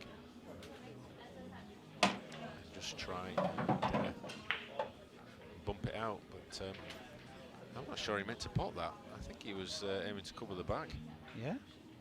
Well, it was very strange. It doesn't seem to have left himself in any sort of angle for anything there, does he? He's, he could certainly have done a lot more than just plop it in the corner bag. So I think he's going for it now. No. Wow. Even when he's not meaning to pot one, he's potting one. It's like there was a magnet in the middle pocket there pulling that ball in. This is just so unusual to see a double into the middle bag like that. He certainly didn't play that. No. But he's got a good angle, I think, to punch this in the corner, screw onto that red, and that's come out absolutely perfectly. You know, Ben Davis is watching this thinking, I should never have got out of bed this morning. Things are good. He's getting doubles into the middle bag. I think he thought when he was going into the other seat that was the lucky seat, and he was guaranteed the win. But well, I probably don't want to see a camera on Ben's face at the moment because it's probably as stone-faced as you'll get. So this is the big shot for Neil. Easily handled, and he's got a good angle here to run this white around. Well, you ride your luck. You have a little bit of fortune. You've still got to take advantage. You've still got to pot these balls. And potting them he is. So in answer to your question about is it an advantage to go straight back on, the early indications are that no. it's a no. Yeah, I could tell you weren't buying it from the start. So I'll take that one from Neil Rayburn has taken the first frame here. And yes, a little bit of fortune you could say, but he's 1-0 up in this third match in this round 3 game of Free Sports Premier League of Pool, and these are his most recent tournaments. Of course, losing to Simon Ward in that semi-final. It was a cracking match itself, and again later stages you can see, you know, quarter-finals of the Welsh Professional. Then last 16 games, he's rolled into Jimmy Carney a couple of times and not enjoyed the experience, as you can see. Only 2 frames in it though, you know, 8-6, 7-5. It's and as you see, Ben Davis there lost to Ben Davis in the last 16 up in Glasgow. Yeah, you can see from all the results there that he's mixing with good company, and he's only, you know, the matches he does lose, it's by the odd frame here and there. So you know, such a solid player, as we've said, Neil. Yeah. And, always in the mix somewhere.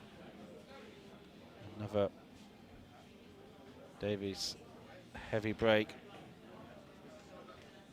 And his balls are well spread out.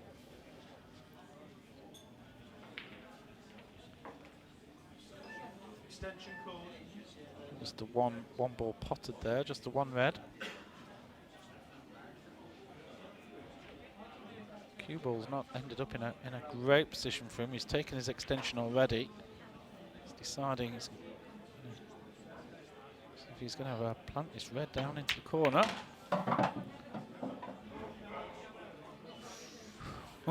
There's a bit of work for him later on there. Yeah, he was just hoping that that red was just going to knock the other red out of the way and just free up the yellow. But Yeah. again, the luck just not going with Ben, but he's played that excellently, controlled it well. Yeah. And in an instant, he's just completely opened this frame up. Yes, they all look like fairly straightforward shots now. The way that's just turned out for him, you can see a progression up the table. Straight little stun shots all the way through. Yeah, just got to make sure he doesn't make any careless mistakes like he did in the last match and in what turned out to be the last frame. Yeah, the cue ball on the black was just cruel, wasn't it? A sort of inch either way, he'd have been okay. It landed bang in the middle. Ben doesn't mess around here. He doesn't. He likes potting. He likes potting quickly. What would he done for a positional shot like that on the black? Yes. In his last match. Well, that's tied up 1-all, and that's a standard Ben Davies break condition. Neil doesn't even get to the table, and it's 1-all.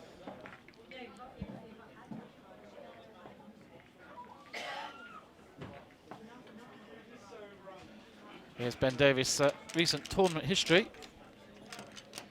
and you can see he's, of course, the highlight match there, winning against Simon Ward. And what a final that was! That was an incredible final indeed, and all the way through to losing out to Neil, 8-4 in the English professional.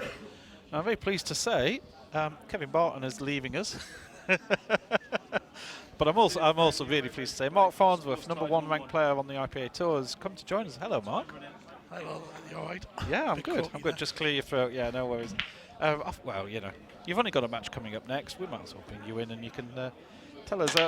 You heard myself and Kev talking about how unlucky Ben was in that match against yourself. I take it that you sort of semi-agree that there was a few things that just ran your way and just worked in your favour. Yeah, I think I got off to a good start. I broke clean the first frame. I think he got kicked in off the second frame. I think it was so 2-0 up. It's such a short race, so you are under pressure. And then he had that great finish at 3-1 where he left us open on the black, and he chipped in the corner, which made a huge difference in the match. 4-1 or 3-2, and then obviously from then he did make a couple of mistakes, so I just had to take my chances. Yeah. Well, you're looking very impressive, Mark. You're 3 out of 3, 100%, and you're going to be playing Mark next in the final match of the night. It's you know, we were just talking about you coming from Sunderland. It's a long haul trip for you, isn't it? It's you know, you won't be getting back home until like 3 in the morning, something like that, will you? Yeah, it's a long journey because the roads, it's a lot of it's motorways, but there's a lot of speed restrictions and a lot of closures and stuff like that. So it is a long journey, tiring. Yeah. It's tough being on the road, that's for sure. Well, this one's Ben is definitely a little bit happy having got a frame on the board, but Neil's at the table now. He's just trying to hang that. It was a bit tricky going for the finish with the yellow behind the red at the same pot there, so he's just trying to take the pocket there. Obviously a bit unfortunate. Yeah. I think he's going to try and chip along the bottom rail here with a lot of right-hand side, trying to develop that open yellow. If he hangs the pocket, he's still got a fighting chance, but he needs to pull out something a little bit special here. This is a tough pot for him, isn't it? Right along, and he's overcut.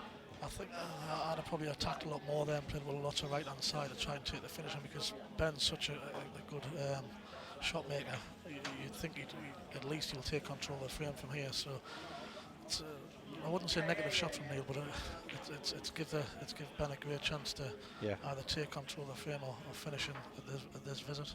It's fascinating you say that, Mark. So sometimes when you're playing shots, you're thinking about who's going to come, who you're playing against, and what sort of player he is. You've got to play the player, and you adjust your shot accordingly. Right? Yeah, you don't play the balls. You've got to play the player. And every people who say they play the balls, it's a load of rubbish. you play the player. Obviously, it depends. Without being disrespectful to the player, you've got to. Against some players you would have to be a lot more attacking because you won't get another chance. Against other players you possibly might know the way they would play, so you might take a little bit of a negative shot on, sort of thing, you know. But yeah, that's a bad shot there. He's just trying to play the one in the corner and pull the white back to play the cross double. But it's a poor shot from Neil. So consistently, you very rarely see him miss a ball like that. His body language is not good there as he sits down, is he? He's quite a sheepish little walk back to his seat there. He's realised he's not played a good one, and you know the thing with Ben is you only have to give him half a chance, and suddenly the balls have all disappeared and they're re-racking. That's the thing with Neil. He doesn't come across as the most confident player when you watch him around the table. His game is so consistent. He very rarely makes like a basic mistake. He's so consistent and clinical around the finishing. It's very rare you see him miss a ball like that. Yeah. Clever little shot from Ben there, just using the yellow to cannon to leave himself on the plant. But he'll want to try and pop both reds here if he can. He doesn't really want to leave the other one over the corner pot with the yellow in front of it. Yeah. No, he's gone. Oh, it stayed up. It's still all right, I think, but you'd preferred that you'd have preferred that to drop in. Yeah. Yeah, because now he's going to come back down, so he's having a little glare down on the table towards it. It'll still be all right. He's just got to make sure he just gets past the yellow to leave the black in the middle. Big shot here, isn't there? There's a few yellows that could get in the way here, but he's gone safe, hasn't he? He had a nice angle, so he's played it well. No problem. Possibly just Just a little bit more. That's cool. No problem whatsoever. And well, Ben Davies had half an opportunity, and as we said earlier, bish bash bosh, and balls are all cleared. He's 2-1 ahead. And Mark, just while we're re-racking, I couldn't say that for a second there. Who would you say, like, you know, looking at the Premier League, what a talent pool it is. You look at every name on there, and you know, it must give you a real, you know, sense of pride to think, well, you know, you're leading the group, but also as number one in this list of superb players that's on the league table. It's a fantastic idea. Like you said before, there's a lot of travelling involved, but to get the group of players together playing from this venue on a weekly basis, it's a great achievement from the IPA and obviously from the free sports to get everybody together. It's short races, anybody can win because the 10 players are all more than capable of beating each other. Short races, all longer races, but it should be fantastic to watch all the way through the event.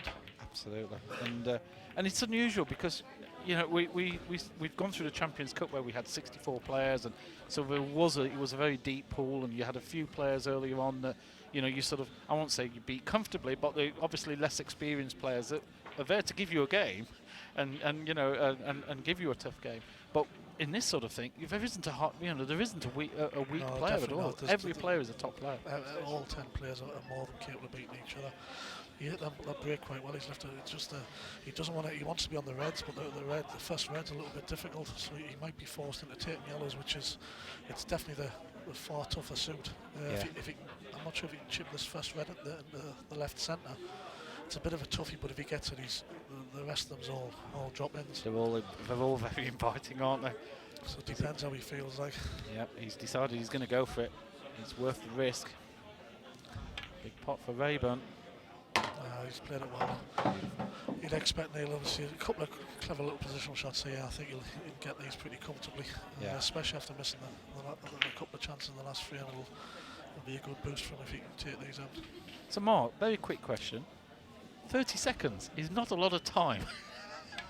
Now, I'm sure there's a few players had a few conversations about this, that, you know, when you're used to a minute, and of course in the Champions Cup it was 45 seconds, once you've got used to it, you've suddenly got another 15 seconds lobbed off. Like, as a top player, you know, are you feeling that sometimes in your head you're having to be aware of, hold on a minute, I don't have a lot of time, I've got to crack on? Yeah, you do. The screens on either side of the table are massive, because without the screens I think you'd be lost, but the arena that's being built with the screens, with the shot clocks on either side of the table give the players an advantage, so at least you know where you are before you get the 10-second beep, you know. But 30 seconds, it's amazing how quick it goes, especially in a tricky situation, you know. Yeah. If they're all there on a finish, sometimes it benefits you because you just get on with it, you know. But if you've got a couple of difficult positional shots or there's a couple of balls safe and you're not 100% sure which way you're going to go, it makes things very, very awkward. Well, I don't think we've not seen anybody time out yet, have we? In fact, I don't think we've seen anybody time out in the Champions Cup. We had one incident. Oh, we had one. Kev remembers one. So yes, it's amazing actually. We saw one in the World Championships in the ladies' final. And Neil's took these out pretty well. That first shot made this finish. It was especially with him missing a couple of chances in the last frame. It was a bit awkward first shot after the break there, but he's put it well. He's took the rest out. And as you said, Mark, this is why he took the risky shot at the start, because he knew those reds were there. If he missed that first shot, then he's lost the frame. He's 3-1 down. So there's a bit of pressure on that first shot. I don't know how you guys could actually live with the pressure, knowing that if you miss the pot, you've lost the frame. It really is a, you know, it's a pot or bust, as they say. Especially with such a short, like the short races. A ball like that, like the first bit of the ball in the frame, it can be a match changer, you know. Here's the stats of the matches. We reached the halfway mark here. It's the best of 8. We've played 4. It's 2 apiece. And well, Rayburn has, well, he's potted a few more balls, but nothing in it. Just the 2 missed pots there from Rayburn, and you know, that was where we saw an issue with Ben in your match. He missed a couple of pots and gave you the opportunity. Here, Neil, you know, he's looking at that stats board and he's missed 2 pots, but he's actually coming in 2 all. He'll be happy with that. Yeah, definitely. Like I said before, that the third frame, which you very rarely see Neil miss a ball like that, so it probably dented his confidence a little bit, but then he's took the finish out to get back in the match, so I think it'll be fascinating to watch what happens from now on. It certainly will be. We've got the second half of this match coming up after the break.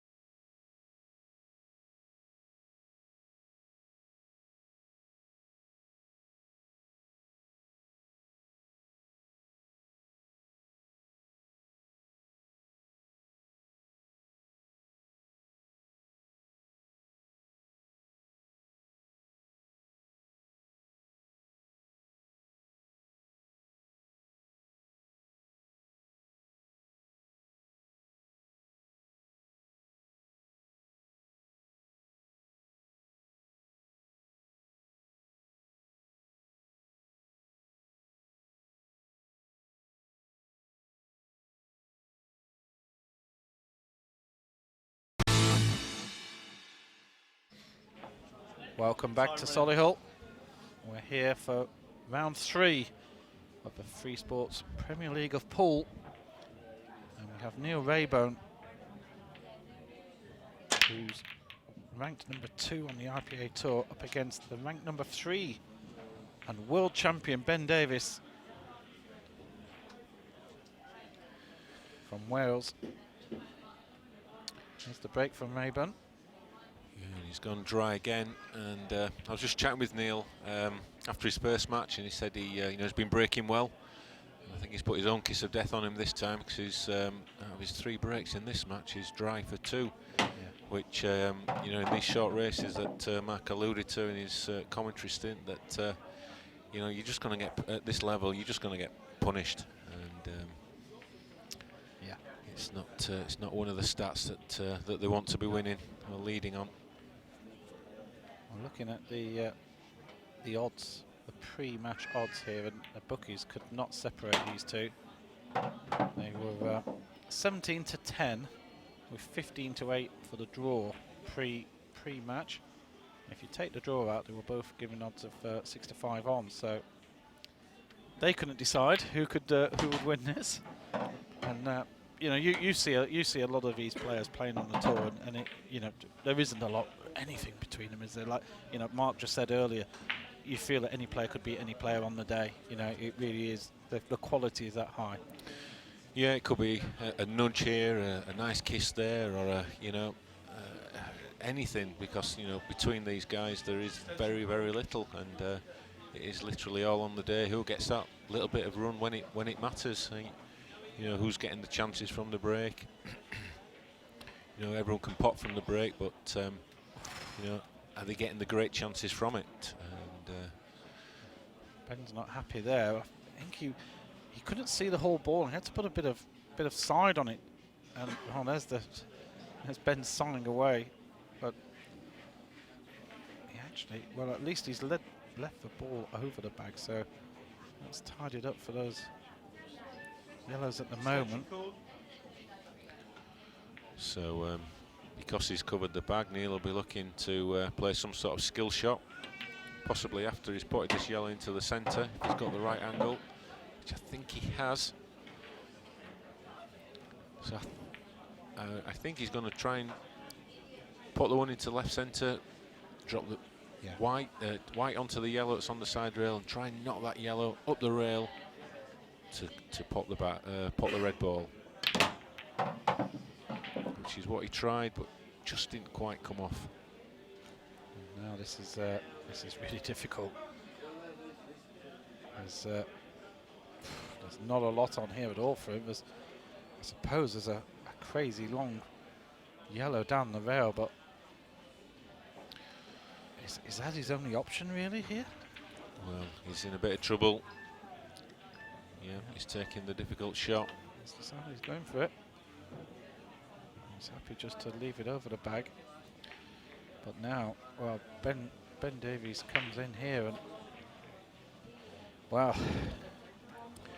Yeah, I think Neil's just tried to do the best he could there and just cover that bag, because it's an obvious bag for the black, but black goes in the centre pocket as well, so yeah, he couldn't really do too much there.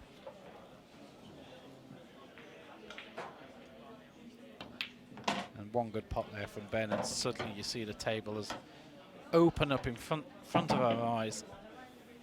And as you said, this black goes into so many other bags as well. That yellow over the bottom right is not really an issue for him whatsoever.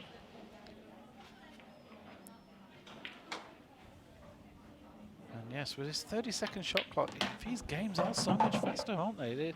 They are not hanging about.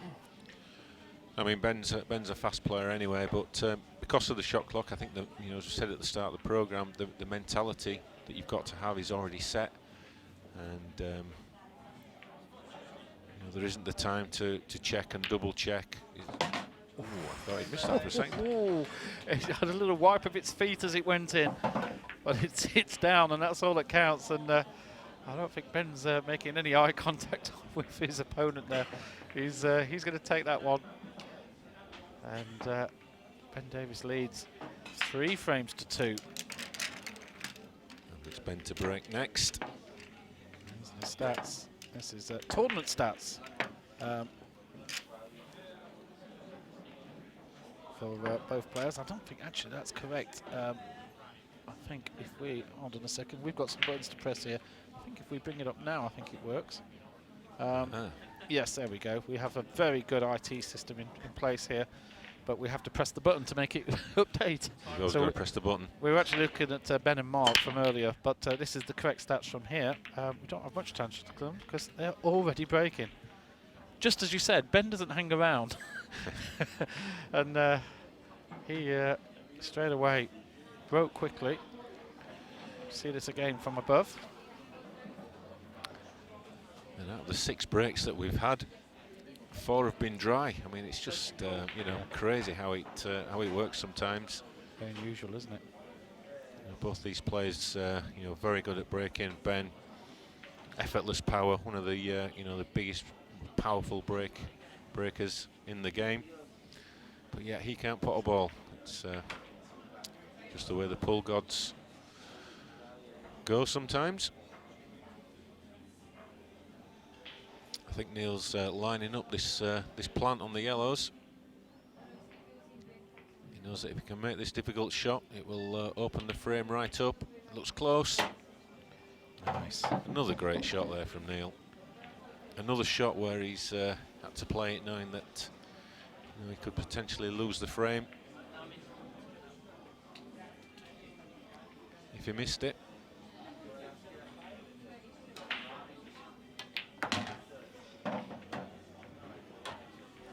A little bit short on that one.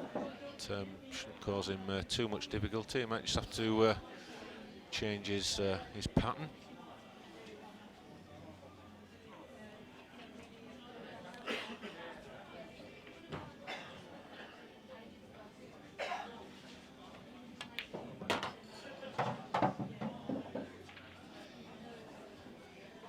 This match is between the number 4 and 3 ranked players in the Premier League currently. We are only a few matches in, so it's still early days, but it is a top of the table clash. It's almost like when the football season starts and they put the league table up after week 1. And whoever played Sunderland in the first week goes top of the table with that 6-0 win. I shouldn't say that with Mark around.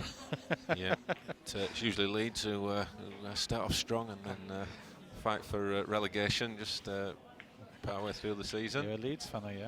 Have they got a new manager yet? Usually, yeah. Just let me check Twitter. There may be a new one this week. Meanwhile, Neil just getting himself a little bit comfortable here. He's quietly just potting in the balls. Well, the dry break from Ben Davies at this level. If you don't pot a ball from the break, there's every chance you're not going to visit the table again. And Ben Davies has found that to be the case here, I think. 2 balls to go for Rayburn. He's just overcooked that a bit, but he's okay. No problem whatsoever. And that's Neil's second reverse dish off Ben's second dry break. Yeah, so Neil Rayburn has levelled this up at 3-all. 2 more frames to go. Could be having a draw in our hands here. We don't see too many of them. We tried to have a look at this a little while ago and realised we were looking at the wrong stats. These are the correct stats. And the interesting thing, of course, is you know, obviously Ben's played an extra match, but you know, you can just see that you know, this is where all the missed pots and reverse dishes and the break, you know, everything's collected throughout the whole tournament. And you know, Ben just the 1 foul from all his breaks so far. Neil's been good, not a single foul. And you know, but the dry breaks, you know, Ben 5, Neil 4. I think 128 balls, but he's been a busy boy. 128 balls. It's when that gets into the 1,000 that I'm going to be really impressed with that stat. All that work you've been doing behind the scenes. While Kevin is commentating, he's also pressing buttons and doing stats. So all these numbers are thanks to Kev's hard work behind the scenes. Yeah, very good at pressing buttons. Found a new skill. But, We haven't had the telestrator out yet, but you know you are very busy, so it's another dry break for Neil in that column, though. It's been a horror story for him so far. that yellow's so close to the middle bag. Not sure how that didn't go, to be honest. Ben's got a great chance here on yellows to get a much needed victory under his belt and the 3 points after that tussle with Mark in the previous match. Yeah, well, it's 3-all, so Ben, actually, we will have the full 8 frames in this match. But, it will mean that Ben definitely not lose if he tidies up here.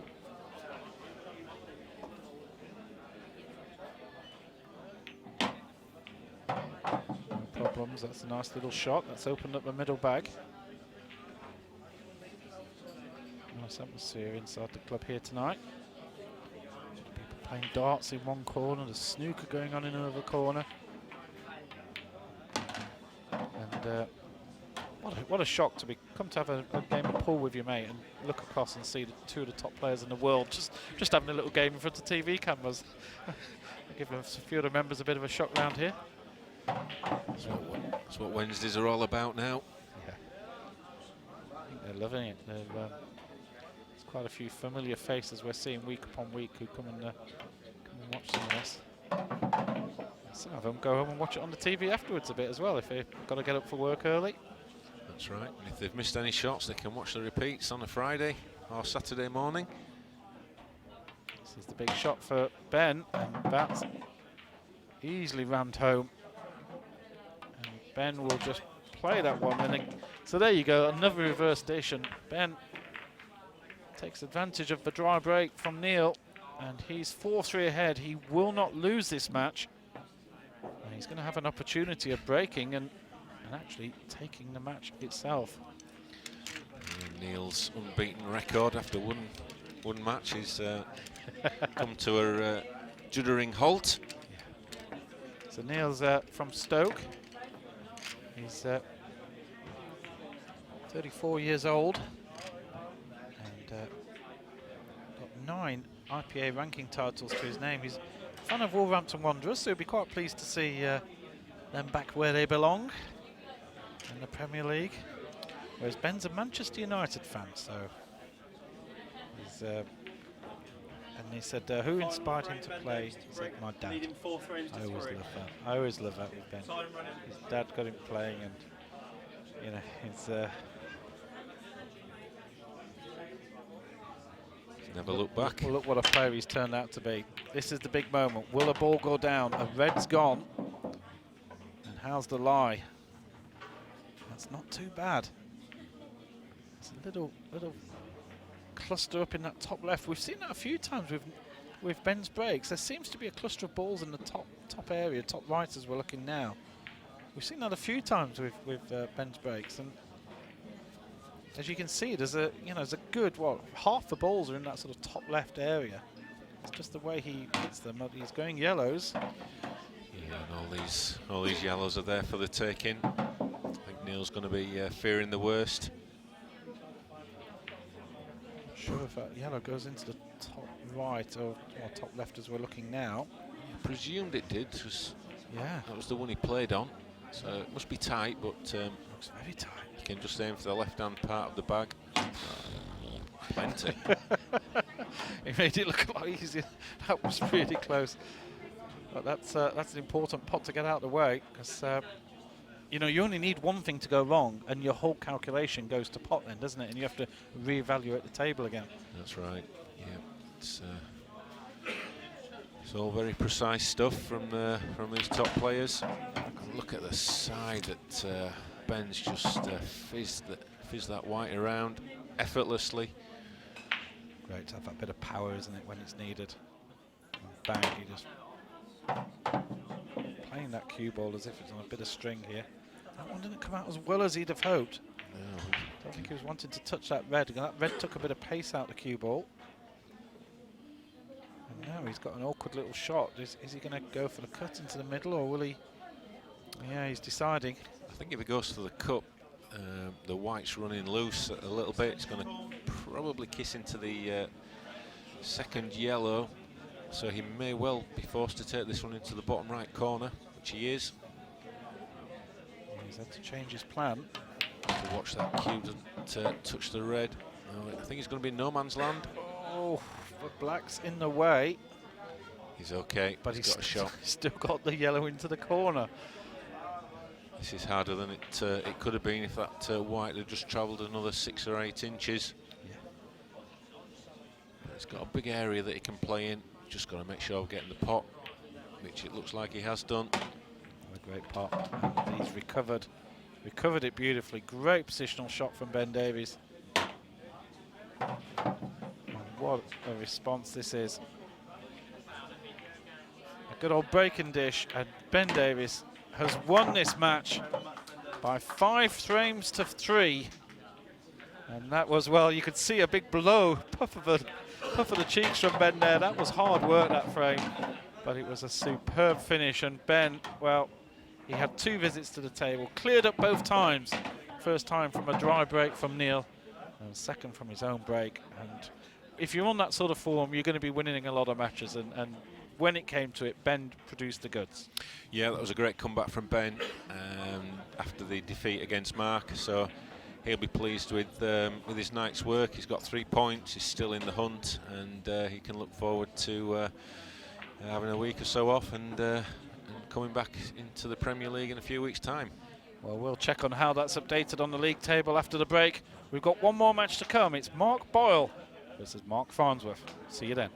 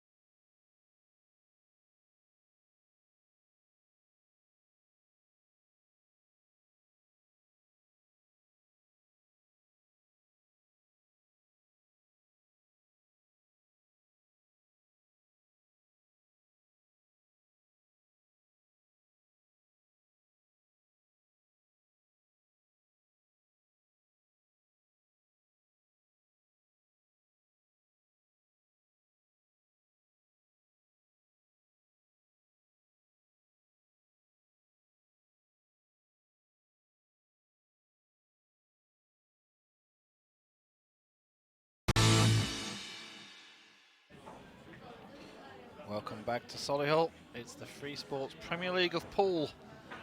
We've just seen Ben Davies take out Neil Rayburn by 5 frames to 3. That's put Ben up into second place. Already a little bit of a gap starting to develop between those top two. And we saw, of course, Mark Farnsworth beat Ben Davies just a little while ago. And those two are just starting to get a little bit of a distance between the others. Of course, Ben does have 4 matches under his belt, so we won't be seeing Ben for a little while. And of course, each player will be playing 9 matches before we drop a few players and we get into the second stage of the tournament. So Mark Farnsworth, the only player with a 100% record so far, 3 out of 3. More interesting, he's only actually dropped 4 frames in those 3 matches. He's truly on fire. And he's now up against Mark Boyle, who lost by 5 frames to 1 in his first match against Neil Rayburn. So I'm looking at the odds just during the break while you were away, and well, the tournament odds at the start of today, Mark Boyle and Mark Farnsworth both 5 to 6, 6 to 5 on. If you take out the draw, so the bookies really could not separate these two. They were both 17 to 10 if you had the draw involved, and the draw was down 15 to 8. So there was a feeling that these two could not be separated. Boyle takes the lag. Mark Farnsworth looks at the yellow and thinks there's something wrong with the ball there. But interesting that the bookies really couldn't see much between them. I think if you look at that league table, you'd be fancying Mr. Farnsworth, who's playing with this. He came in on commentary, and I didn't ask him about his incredibly small tip that he's playing with, a 7.5 millimeter tip. Whereas, most of the other players are all on 8.5, as Liam Dunster's on an 8mm, and Jimmy Carney, Neil Rayburn, and Ron McCarthy all on 9mm tips. So Time running. fair bit of difference there between them. So here we go, Mark Boyle from Stirling up in Scotland, a fair bit of a trip. Gets us underway. And well, having lost the first match, you definitely want to try and get back on the wagon, but when you look across and you see Mark Farnsworth sat in the other chair, I mean, no tougher ask in World Pool at the moment than somebody on the form that Mark's on.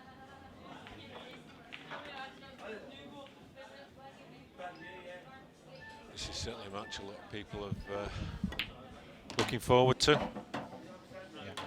To what we would call big hitters, big players, big time players. And every tournament, these two are always vying for that winner's prize. You said earlier, Kevin, that even though Mark is on a ranking of 45, that is really because your ranking system works over 2 years, and Mark has only just become a pro in this last year, so he actually doesn't have the results behind him to have a higher ranking. So he's only going to improve his ranking as he progresses. Yeah, we have a 2-year ranking list, so the sort of existing professionals have got 2-year points, whilst obviously Mark's a new professional, so he's not got any points. Even think I'm above him in the rankings. That's how distorted it is for in year 1. But yeah, once we get to the end of this year and into year 2, he will be rocketing up, and I suspect top 16, top 8, probably provisionally for next year already. So yeah, we'll look forward to some great battles between these two over the coming years. And one of the things I noticed in the World Championships as well is that Lee Clough, who's somebody a lot of people within Pool know of, who stopped playing at the pro level, has come back to amateur, started playing again, and he's getting back involved in the tour. So there's a number of players who are coming through who could be potential real names for the future. Yeah, absolutely. We've got a mix of young and old who are all vying for professional status. You know, they can see the progress and the TV events on Free Sports that are all confirmed for next year. And yeah, exciting time to be a pool player. Absolutely. Mark started off pretty well here. He's look as if just laid out nicely for him.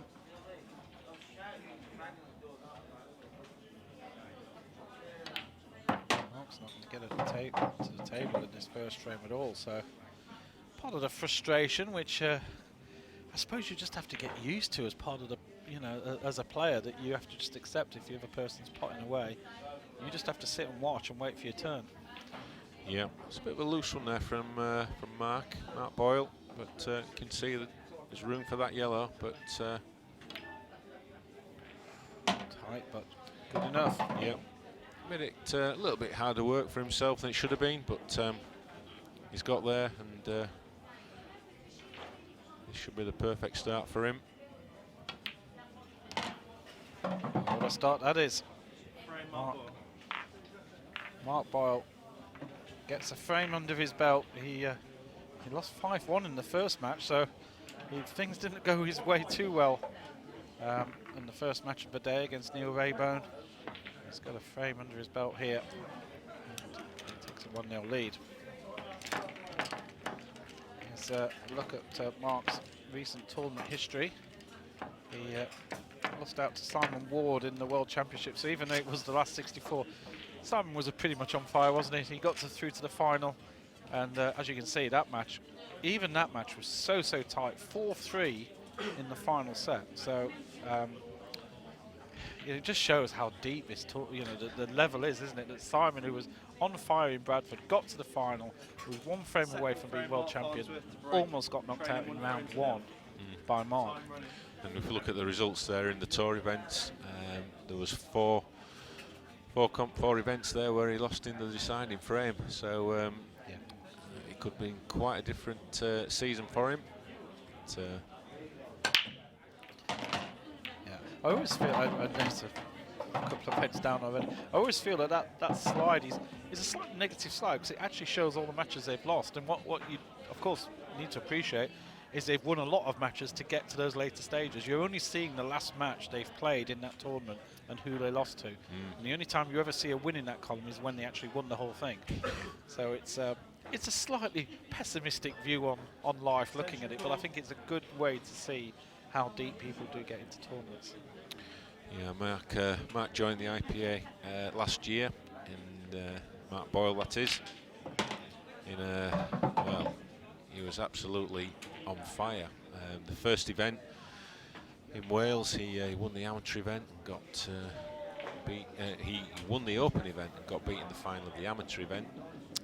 And then the second event, he did the double. He won the open and the amateur. And everyone's thinking, well, you know, how are we going to beat him?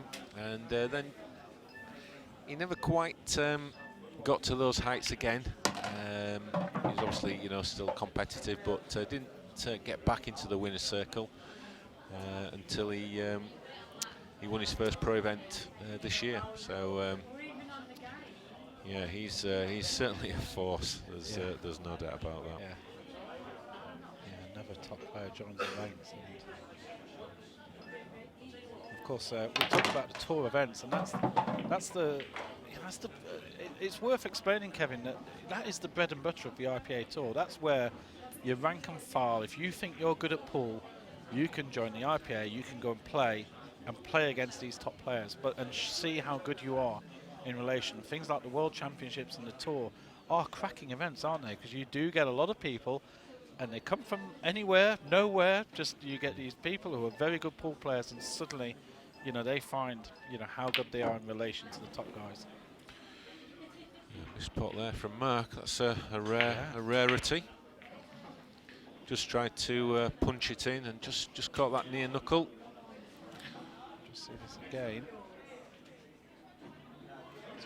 Force. Yeah, just caught that near knuckle. And at that pace, absolutely no chance of making the pot. Yeah, you talk about the tour, so the beauty of the tour is that it's absolutely open to anyone. And like you say, we've had you know, people who we've never heard of before come and you know, have some great victories. Yeah. And you know, that's the beauty of it. You know, it's if you think you're good enough, then you just you pay your money, you enter, and you get to play against all these great players. And the great thing about this year, which I realised when I was doing a little bit of research, I have done some research by the way, was that there's actually women playing as well. You've got a women's tour, which is fantastic. That you know, you don't have to be a male player. You can play in a women's event at these tour events, which is superb. Yeah, we have a separate women's section that just started this year, so that's in its infancy and in its development and its growth. And you know, some of the women compete against the men as well in the open and amateur events, so it's great to see. And you know, some of them have had some great victories. Boyle is certainly not wasting any time at the moment. He's going to be 2-0. Mark Farnsworth, he's only lost 4 frames. I don't know if you realise this, Kevin. I looked at the league table. He's lost 4 frames in his 3 matches. Well, he's lost 2 here in 2, and Mark Farnsworth has got a little bit of work to do here now. He certainly has, yeah. To stay in this match, and let's have a look at Mark Farnsworth's recent tournament history, which is always going to be impressive. If you're the #1 ranked player, it's because you've had lots of late stages, and as you can see, British Open quarter-final, the World Championship, another man who lost to Simon Ward. So both were put out by Simon Ward. This was a quarter-final, but 3-1 that was. And then again, more quarter-finals. Liam Dunster put paid to him a couple of times. Of course, Liam was the winner in the Champions Cup here just a month or so ago. What a great tournament that was. Yeah, Liam's been a little bit of a bogey player for Mark recently. He also beat Mark in the final of the France World Series event. So, yeah, but again, where's that white going? He's screwed straight in off. You know, there are always going to be close battles, not much in it either way. You know, Liam's announced himself on the scene now. Yeah. Could this be a little chink of light Mark Farnsworth's been looking for? Again, I mentioned that earlier. That comes under the category of a bad break, doesn't it? Because there's no luck. The white cue ball hasn't hit anything. It's just gone straight into the pocket. So it means he's actually hit. He's hit the balls badly from the break. Yep, he's looking just to screw that white straight back down the line where it's come from, and he's just not quite judged it right. Maybe a little bit of side or not hit the football sweet, and yeah, that's forced the white to go straight to the corner bag. Yeah, Mark now these balls with real confidence now. Yellows are looking very good, aren't they? Yeah, I can't see anything but a frame on the board for Mark Farnsworth.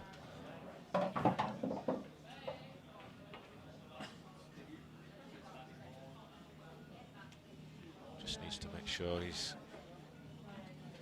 positioned on these second to last yellow. He's spot on, so he'll be looking to put this one into bottom left. Screw the white back, maybe 12-18 inches.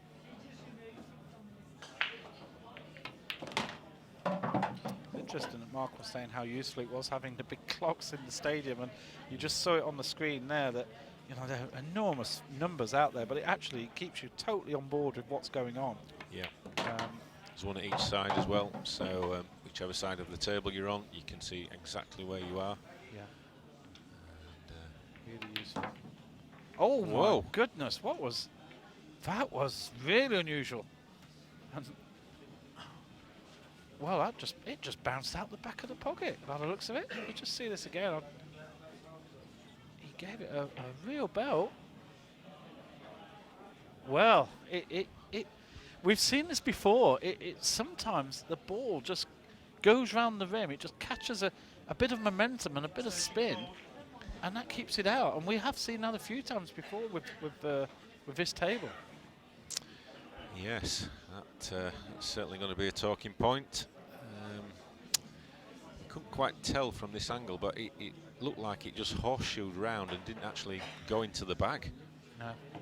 Which is, well, I'm not sure how we explain that one, to be honest. Well, I definitely remember one from a little while ago when I was actually I was directing, and I remember it was in that top bag where he is now, and we all remember it went down and actually came back up again. Yeah. And that, you know, like, I've got a degree in physics. That definitely didn't obey the laws of physics. There's something not right about that.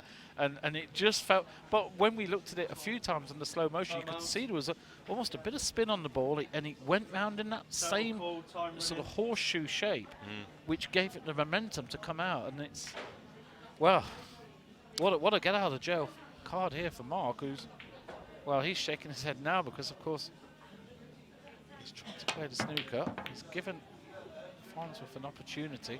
I've really got to just stop saying Mark because they're both called Mark. And I'll just go surnames from now on if I can. It's just very difficult to explain. I'm sure there's a very good technical reason why that happens, but it's a strange one. Well, every time it's happened, you've hit it with a pace. It's almost as if the momentum of the ball, when it's gone in at that angle, it sort of goes round, and it's using that momentum to stay out. What a shot that is. Oh, that is so unlucky. It's a great try from Farnsworth. And now Boyle has got ball in hand. See this again. It's heavy side on this ball. See it swerve a little bit on the table. Whoa. That's some real side on. Yeah, it was an incredible attempt. So I'm not sure what he's going to be thinking now after seemingly looking like getting it back to 2-1. And incredible bounce out. Yeah. Well, the writing looks to be on the wall for a 3-0 here. If Boyle's just got to. Yes. Is he gonna make the call? He knows he's got to look at potting these at some stage, and I think this is the moment where he's going to make that go, make that effort. Just have those couple of reds on the side, which are at the moment need to be juggled around a little bit. And this is one opportunity here. Is he looking to play another safety? I'd be surprised if he did, but it looks like. Right, he's gone for another safety shot. I'm not sure about that shot because he's just put another red on the side rail. I think Mark will just be content to hit this. Yeah. Put the pressure back onto to Mark Boyle. Yeah, he's having a little smile to himself. I think he realised that possibly that wasn't the right choice of shot, and you know, he could have gone to pot that red. A little bit of screw on the cue ball, and he could have got some action into those reds. And I think Mark Boyle's still in shock from the miss from Mark Farnsworth. Foul, 1 free shot, 1 visit. foul. Timeout. What he might be tempted to do is to. I thought he may have knocked the yellow down onto those 2 reds, but he can just develop these 2 now and then go for the finish. He's leaving that yellow up there, and it's tied up. So Again, it's just gone a little bit awkward for him there. surely he's going to clear these. Well, he should do, but he just needs to. He just lost his focus a little bit at the moment. Just needs to get that back. Whatever's happened's happened. And he's just all he can do is just focus on winning this frame. Mark Farnsworth. Work to do here now. This looks like it's going to be 3-0. What a start for Boyle.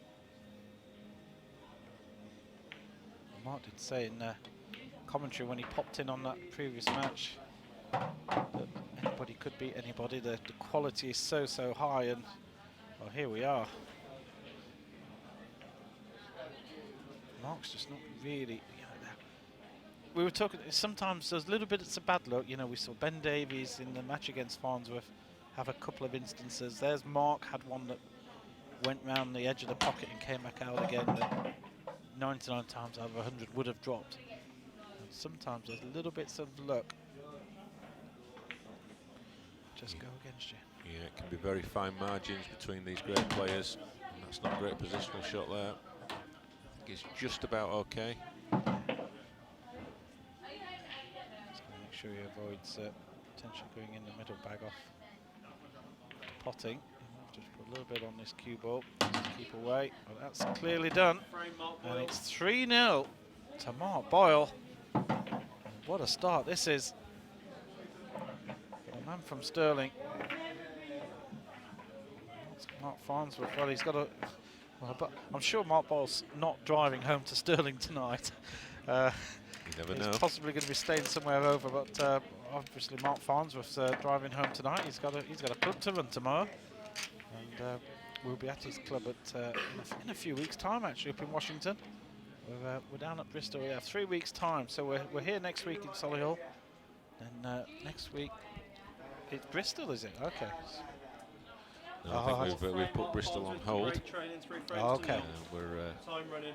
yeah, we've just got one night up in Washington on the 22nd.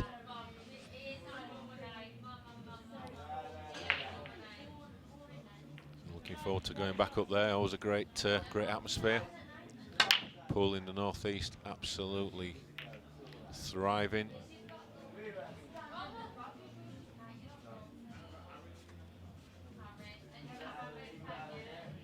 It's a dry break from Mark Farnsworth. Things just not going his way in this match.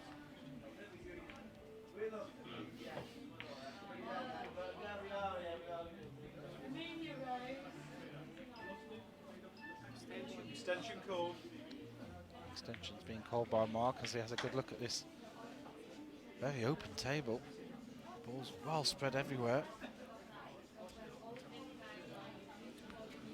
He'll be eyeing up these reds. Obviously red near the black, but he's got balls in that bottom area of the table where he can look to try and develop.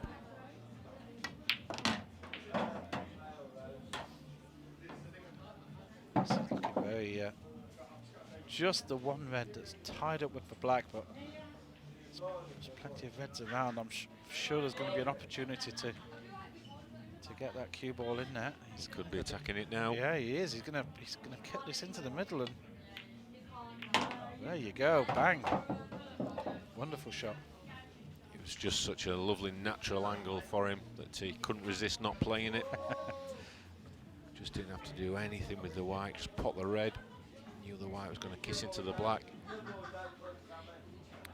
And then, you know, needs a little bit of luck, but he knew he had that one over the top right-hand corner.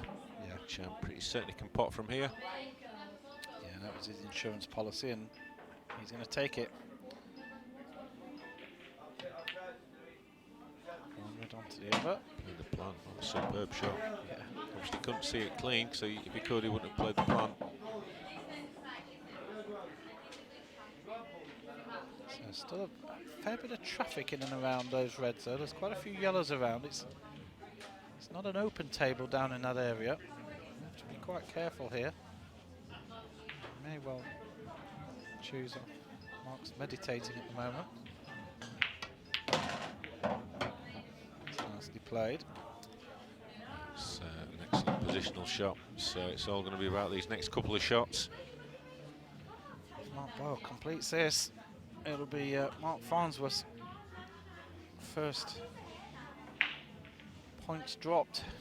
100% record will disappear. Mark Boyle wins this frame, and he's 4-0 up. You only need to win one of the next 4 to take the tie.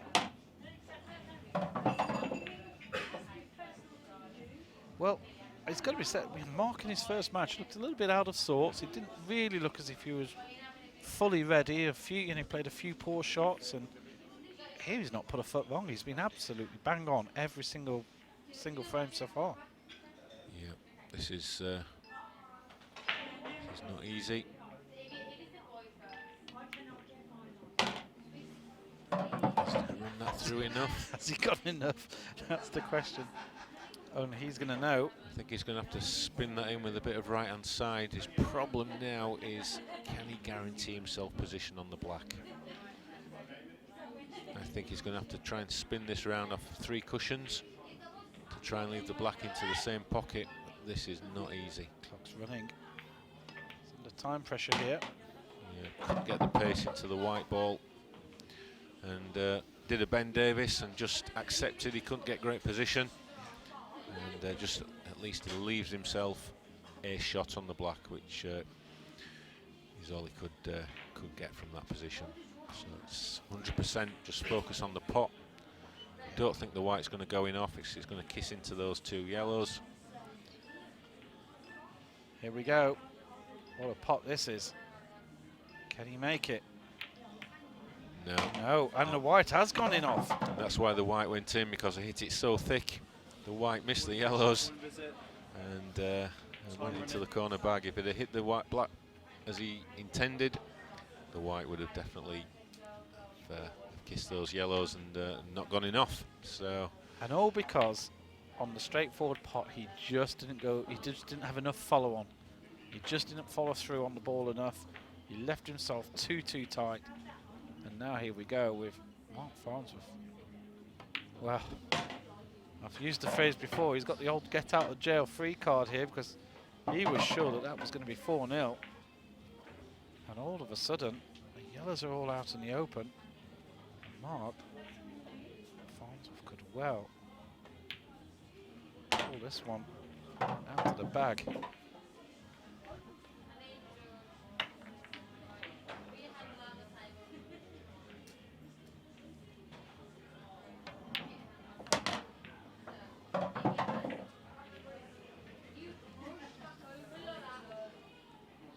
Not had much table time at all. He's only potted 14 balls so far in this match. He's not had a lot of table time. There's confidence a lot of good now. What a way to finish just before the mid-match break. And Mark will have a few minutes just to sit and contemplate life. One poor positional shot from Mark Boyle has cost him this frame. And Mark Farnsworth has an opportunity to get back into it. 3-1, and well, it could so have been 4-0. It really, the writing was on the wall.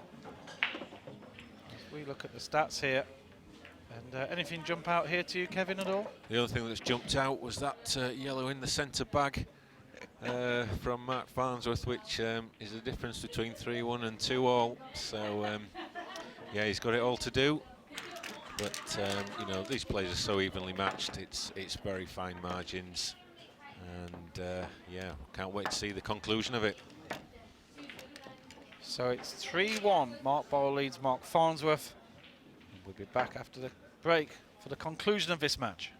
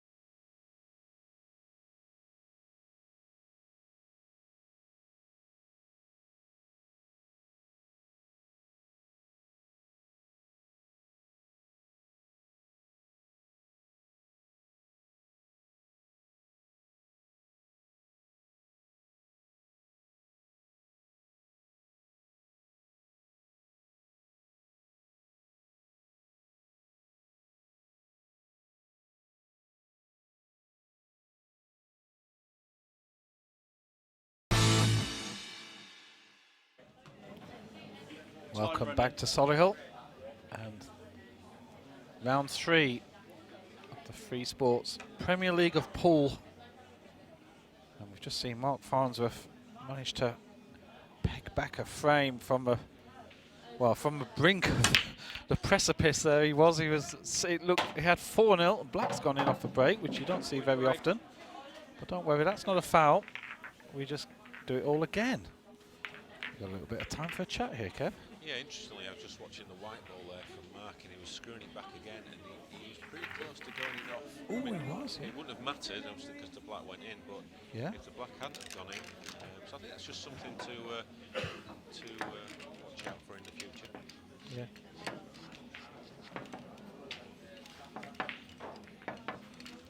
So the referee's going to just do a re-rack here.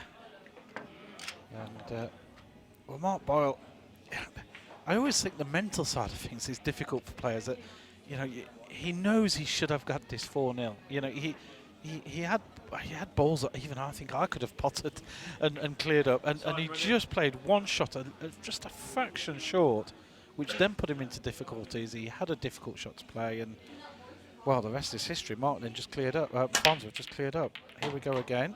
And that time he almost went into the centre bag. Yeah. But he's managed to put a yellow, so... It feels like quite a... not trying to sort of say this in a bad way, but it sometimes feels like a bit of an uncontrolled break. A lot of the breaks we're seeing from people like Ben and Mark Farnsworth are very powerful, but they're still in control of the cue ball, whereas Mark seems to really give it some welly, but that white ball is going all over the place. Yeah, it is. I mean, normally he's very solid on the break. He's Mark Boyle, and yeah, it's just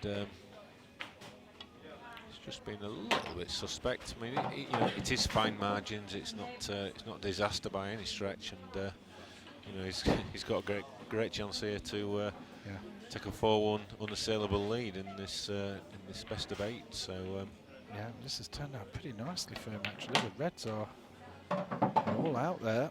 There's one good positional shot to be playing for that red up in the top right area. He'll want to get as close as he can to that red that's on the right rail at the top. That'll be his last ball. He'll just want to be plopping that into that corner bag to leave that easy black into the left middle. So that's what he's focusing on now. Extension called. Called his extension there.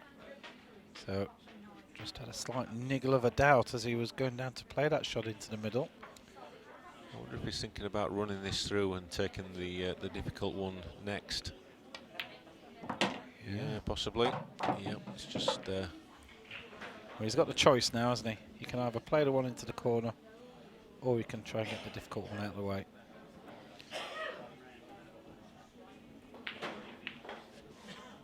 So depending how confident he feels on this one, he can either stun it in to bring the white off the cushion, or he can just play it in pocket weight, give the ball every chance to go in.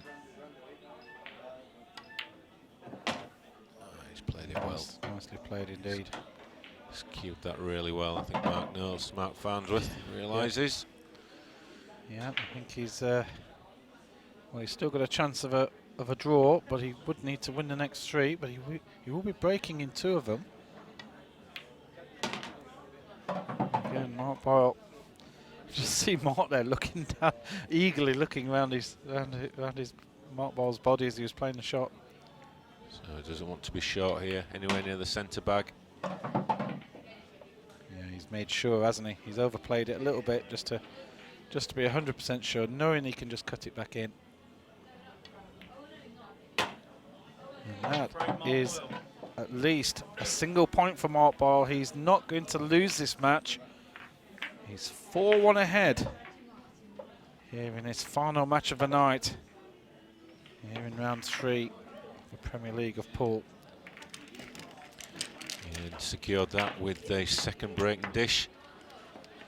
So whilst his break has been a little bit, that white's been travelling towards the corner bags and centre bags, he has done 2 breaking dishes tonight. And these are his tournament stats throughout the whole Still the tournament. So obviously Mark has Fifth frame, only Mark played. Farnsworth to This is break, only his second trailing game, 4 and frames to 1. for Mark Farnsworth, this is his 4th game. So Time running. obviously his numbers are much meatier. I think we need to add the stat of how many matches they've played, because that does actually help. So we'll probably add that for next week. Yep. Um, And as we get further on in the tournament, those stats will start to tell a story. yeah. Oh, if ever Is that Mark. red going to make it? Oh no! If ever Mark needed a ball down from a break, and he's staring at the balls there with disbelief. You see the replay. Just look in the top right-hand corner of this picture. There's a red that looked as if it was going to go. It rattled with the yellow and somehow didn't manage to go in that bag. And Extension called. well, Mark Boyle's at the table, and of course, if he wins this frame, it's all over. We're away. Mark Boyle will have his first victory, and already Mark Farnsworth has lost his 100% record.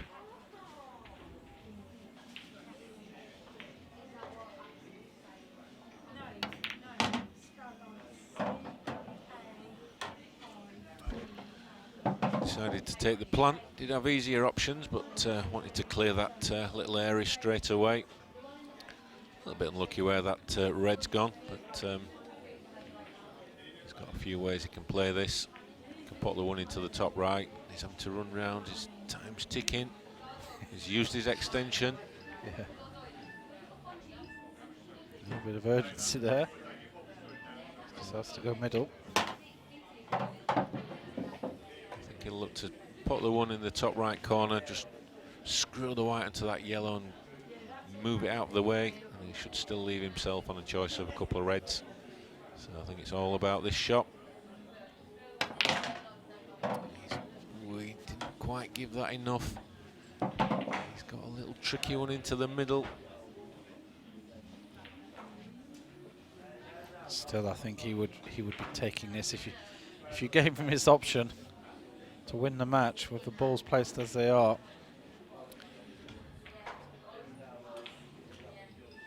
These are inviting. I think he's just going to pot this one. I thought he was going to pot that and just try and leave the white where it was. But he tried to develop it, and that's not quite worked out. He's putting himself into an awkward little position here now.